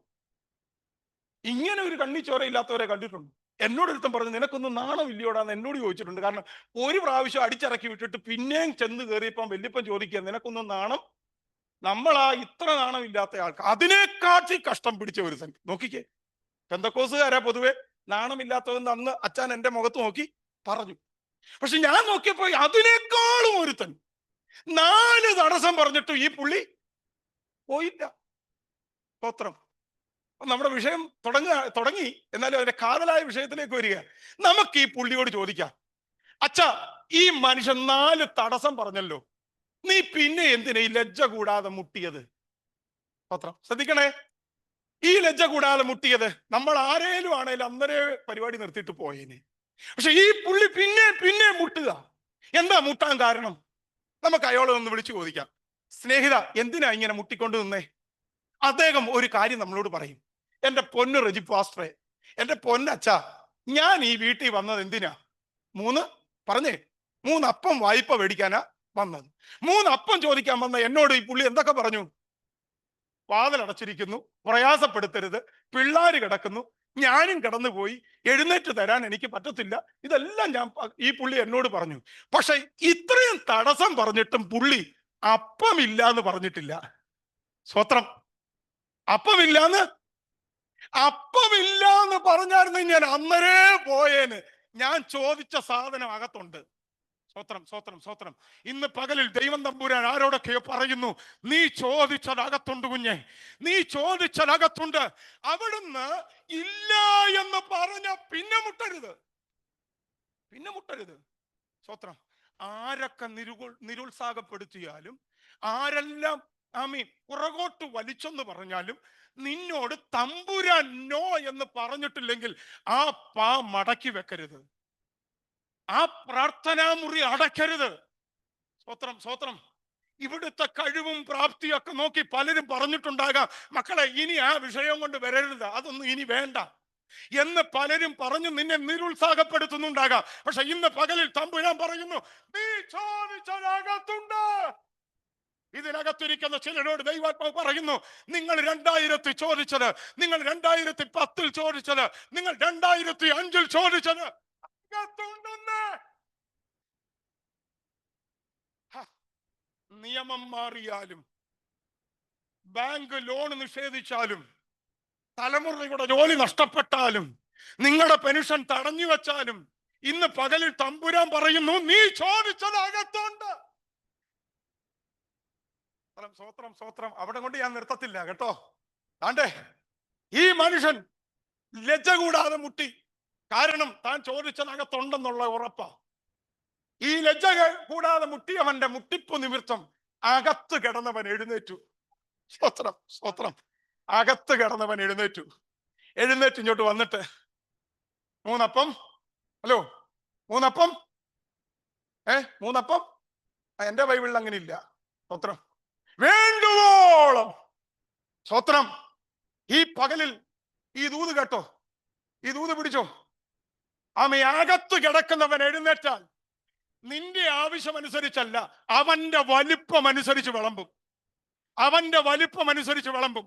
ഇന്ന് പകലിൽ തമ്പുരാൻ പറയുന്നു, നിനക്ക് വേണ്ടി ഇന്ന് പകലിൽ എഴുന്നേൽക്കേണ്ടവൻ എഴുന്നേറ്റാൽ നിന്റെ വലിപ്പമോ നിന്റെ ആവശ്യവും അനുസരിച്ചല്ല, അവന്റെ ശ്രേഷ്ഠതയ്ക്കൊത്തവണ്ണം, ഈ പകലിൽ അവന്റെ ശ്രേഷ്ഠതയ്ക്കൊത്തവണ്ണം ചിലരുടെ മേൽ അവൻ വിളമ്പാൻ പോകുകയോ. അർത്ഥരം വെള്ളമനം. ഈ പകലിൽ ചിലരോട് പരിശുദ്ധാത്മാവ് ദൂത് കൈമാറുന്നു, ഈ പട്ടണത്തിൽ ദൈവം നിനക്ക് വേണ്ടി എഴുന്നേറ്റാൽ അവന്റെ വലുപ്പം അനുസരിച്ച്, അവന്റെ ശ്രേഷ്ഠതയ്ക്കനുസരിച്ച് വിളമ്പാൻ പോകുകയോ.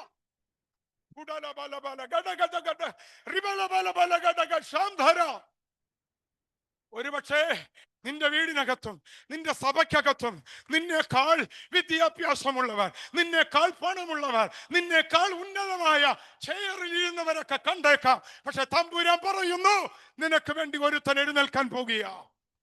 അവൻ ഇന്ന് പകലിൽ എഴുന്നേറ്റാൽ ഇവിടെ ഇരിക്കുന്ന ആരുടെയും കയ്യിൽ ഇന്ന് വരെ കൊടുത്തിട്ടില്ലാത്ത ചിലത് ചോദിക്കുന്നതിനേക്കാൾ, നനയ്ക്കുന്നതിനേക്കാൾ അത്യന്തം പരമായി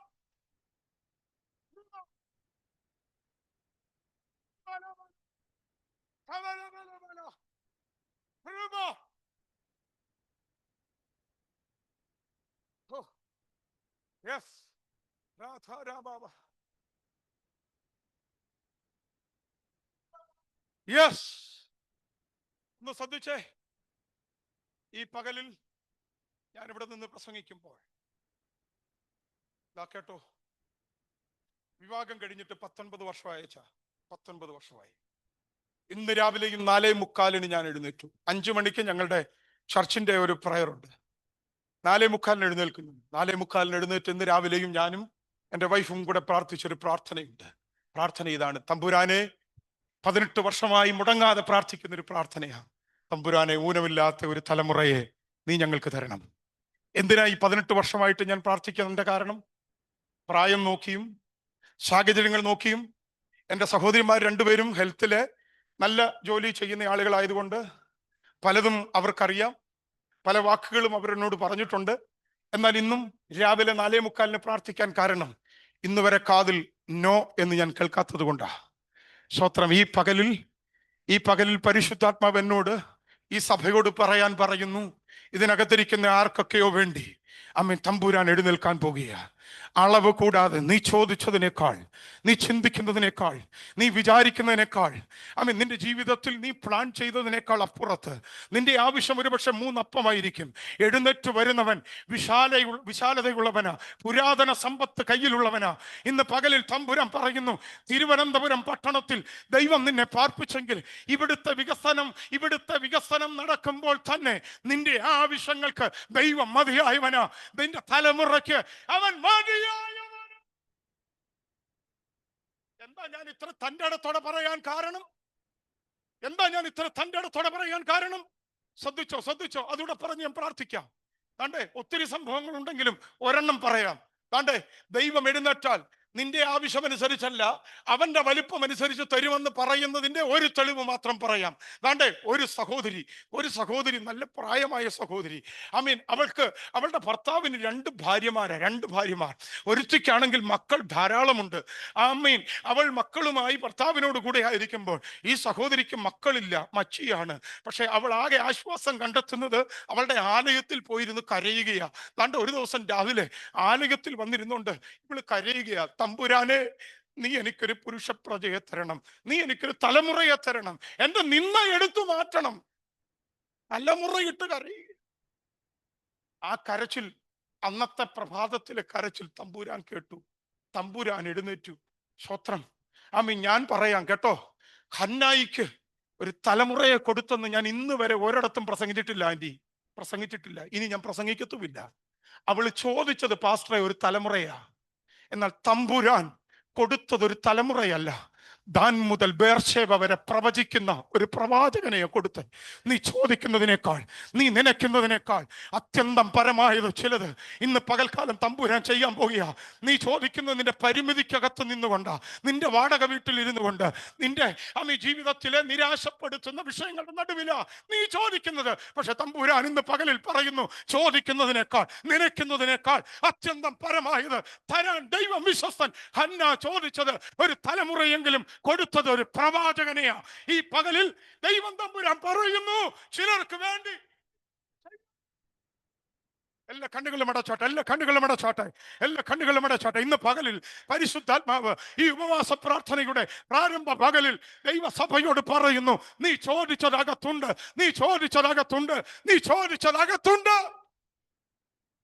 തടസ്സങ്ങൾ എത്രയും വരട്ടെന്നേ, വർഷങ്ങൾ കഴിയട്ടെന്നേ, വർഷങ്ങൾ പിന്നിടട്ടെന്ന്, നിയമങ്ങൾ മാറട്ടെന്ന്. കാനഡയുടെ നിയമം മാറി, UK നിയമം മാറി. ഇനി എന്റെ കൊച്ചിന്റെ ഗതി എന്താകും? ചിന്തിക്കല്ലേ. കാനഡയുടെ നിയമം മാറി, അമേരിക്കയുടെ നിയമം മാറി, UK നിയമം മാറി, ഇന്ത്യയുടെ നിയമം മാറി. ഇനി ഞാൻ എന്തു ചെയ്യും? ചിന്തിക്കണ്ട. അകത്ത് കിടക്കുന്നവൻ നിന്നേക്കാൾ പ്രാപ്തിയുള്ളവനാ. സ്വത്രം. നീ ചോദിക്കുന്നതിനേക്കാൾ, നീ നനയ്ക്കുന്നതിനേക്കാൾ അത്യന്തം പരമായി ചെയ്യാൻ കഴിവുള്ളവൻ. ഇന്ന് രാത്രി, ഇന്ന് പകലില് പ്രാർത്ഥിച്ചു തുടങ്ങിയാട്ടെ. ചിലർക്ക് വേണ്ടി തമ്പുരാൻ ചിലതൊക്കെ ചെയ്യാൻ പോകുക, ചിലതൊക്കെ ചെയ്തുകൊണ്ടിരിക്കുക. ഈ പകലിൽ തമ്പുരാൻ പറയുന്നു, ഞാൻ ചിലതൊക്കെ ചെയ്യാൻ പോകുക. ഈ നിയമങ്ങളെ മാറ്റിമറിക്കുന്ന, കെട്ടിക്കിടക്കുന്ന പ്രിയ വാത്സല്യങ്ങളെ പരിശുദ്ധാത്മാവ് പറയുന്നു, എവിടെയൊക്കെ ബ്ലോക്കായി കിടക്കുന്ന ചില നന്മകളെ തമ്പുരാൻ ഈ ദിവസങ്ങളിൽ ഭവനത്തിനകത്തേക്ക് ഒഴുക്കിക്കൊണ്ടുവരുന്നു. കെട്ടിക്കിടക്കുന്ന, ബ്ലോക്ക് ചെയ്തു വെച്ചിരിക്കുന്ന, അങ്കിളിന്റെ കയ്യിൽ വരേണ്ട അർഹതപ്പെട്ട ചില നന്മകൾ പിശാച് തടഞ്ഞു വെച്ചതായിരുന്നു. തമ്പുരാൻ പറയുന്നു, ലജ്ജ കൂടാതെ മുട്ടിക്കോ. ഞാൻ എഴുന്നേറ്റ് ചോദിച്ചതിനേക്കാൾ, നിരച്ചതിനേക്കാൾ അത്യന്തം പരമായത് തരുന്നവൻ. ഇന്ന് പകലിൽ തമ്പുരാൻ ചിലരോട് ഈ ദൂത് കൈമാറുകയാ. പരിശുദ്ധാത്മാവ് കർത്തൃദാസിയോട് പരിശുദ്ധാത്മാവ് പറയുന്നു, ദൈവത്തിന്റെ ആത്മാവ് ചിലരൊക്കെ നിരുത്സാഹപ്പെടുത്തിയ ചില വിഷയങ്ങളുണ്ട്. ഇനി പ്രാർത്ഥിച്ചിട്ട് കാര്യമില്ല, ഇത് എന്നെ കൊണ്ടേ പോകുകയുള്ളൂ, ഇതിന്റെ അവസാനം എന്റേതാ, മാറാൻ സാധ്യതയില്ല. സ്വത്രം. ആരൊക്കെയോ പറഞ്ഞു, കയ്യിലിരിക്കുന്ന റിസൾട്ടുകളൊക്കെ അത് തെളിയിക്കുന്നതാ. എന്നാൽ പരിശുദ്ധാത്മ പറയുന്നു, ലജ്ജ കൂടാതെ മുട്ടിക്ക നിമിത്തം തമ്പുരാൻ എഴുന്നേറ്റു, സ്നേഹിതൻ എഴുന്നേറ്റു, അവന് വേണ്ടുന്നിടത്തോളം കൊടുത്തു എന്ന് വചനം പറയുമ്പോൾ ഈ പകലിൽ തമ്പുരാൻ പറയുന്നു, നീ ചോദിക്കുന്നതിനേക്കാൾ, നനയ്ക്കുന്നതിനേക്കാൾ അത്യന്തം പരമായത് ഞാൻ ചെയ്യുമെന്ന്. ദൈവാത്മാവ് പ്രിയ സിസ്റ്ററോട് പറയുകയാ. പരിശുദ്ധാത്മാവ് പറയും, ഒറ്റപ്പെടലുകൾ അനുഭവിച്ചു. ജീവിതത്തിൽ ഒറ്റപ്പെടലുകൾ അനുഭവിച്ചു. ആർക്കുമില്ലാത്ത വേദന, ആർക്കുമില്ലാത്ത കഷ്ടങ്ങൾ, സഹോദരങ്ങൾക്ക് ആർക്കുമില്ലാത്ത ശോധനകൾ ജീവിതത്തിലൂടെ കടന്നുപോയി. ചെന്നിടത്തെല്ലാം വാതിലുകൾ അടച്ചതുപോലെ, വഴികൾ മൂടി അടച്ചതുപോലെ, പറഞ്ഞതൊന്നും എൻകറേജ് ചെയ്യുന്നതല്ല, തളർത്തിക്കളയുന്നതും ഇല്ലാതാക്കുന്നതുമൊക്കെയാ കാതിൽ കേട്ടത്. എന്നാൽ ദൈവാത്മാവ് പറയുന്നു, നീ ചോദിച്ചത് അകത്തുണ്ട്. മടുത്തു പോകരുത്. തമ്പുരാൻ പറയുന്നു, കാലം എത്ര മുൻപോട്ട് പോയാലും, സാഹചര്യങ്ങൾ എത്ര പ്രതികൂലമായാലും, നീ ചോദിച്ചതിനോട് ഇന്ന് വരെ നോ എന്ന് ഈ കാതിൽ കേട്ടിട്ടില്ലാത്തടത്തോളം കാലം ആ മടക്കരുത്, ആ മുറി അടയ്ക്കരുത്. ഇരിക്കാൻ തയ്യാറെങ്കിൽ രാപ്പകൽ തന്നോട് നിലവിളിക്കുന്ന തന്റെ വൃതന്മാരുടെ കാര്യത്തിൽ യഹോവ ദീർഘക്ഷമയുള്ളവനായിരിക്കുമ്പോൾ തന്നെ അവരെ പ്രതിക്രിയ നടത്തി രക്ഷിക്കുമെന്ന് വചനമുണ്ടെങ്കിൽ അത് ഈ ജീവിതത്തിൽ സംഭവിക്കുക.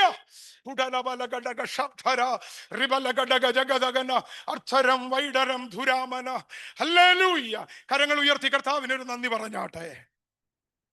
പരിശുദ്ധാത്മാവ് പറയുന്നു, നിങ്ങൾ ചോദിച്ചതകത്തുണ്ട്.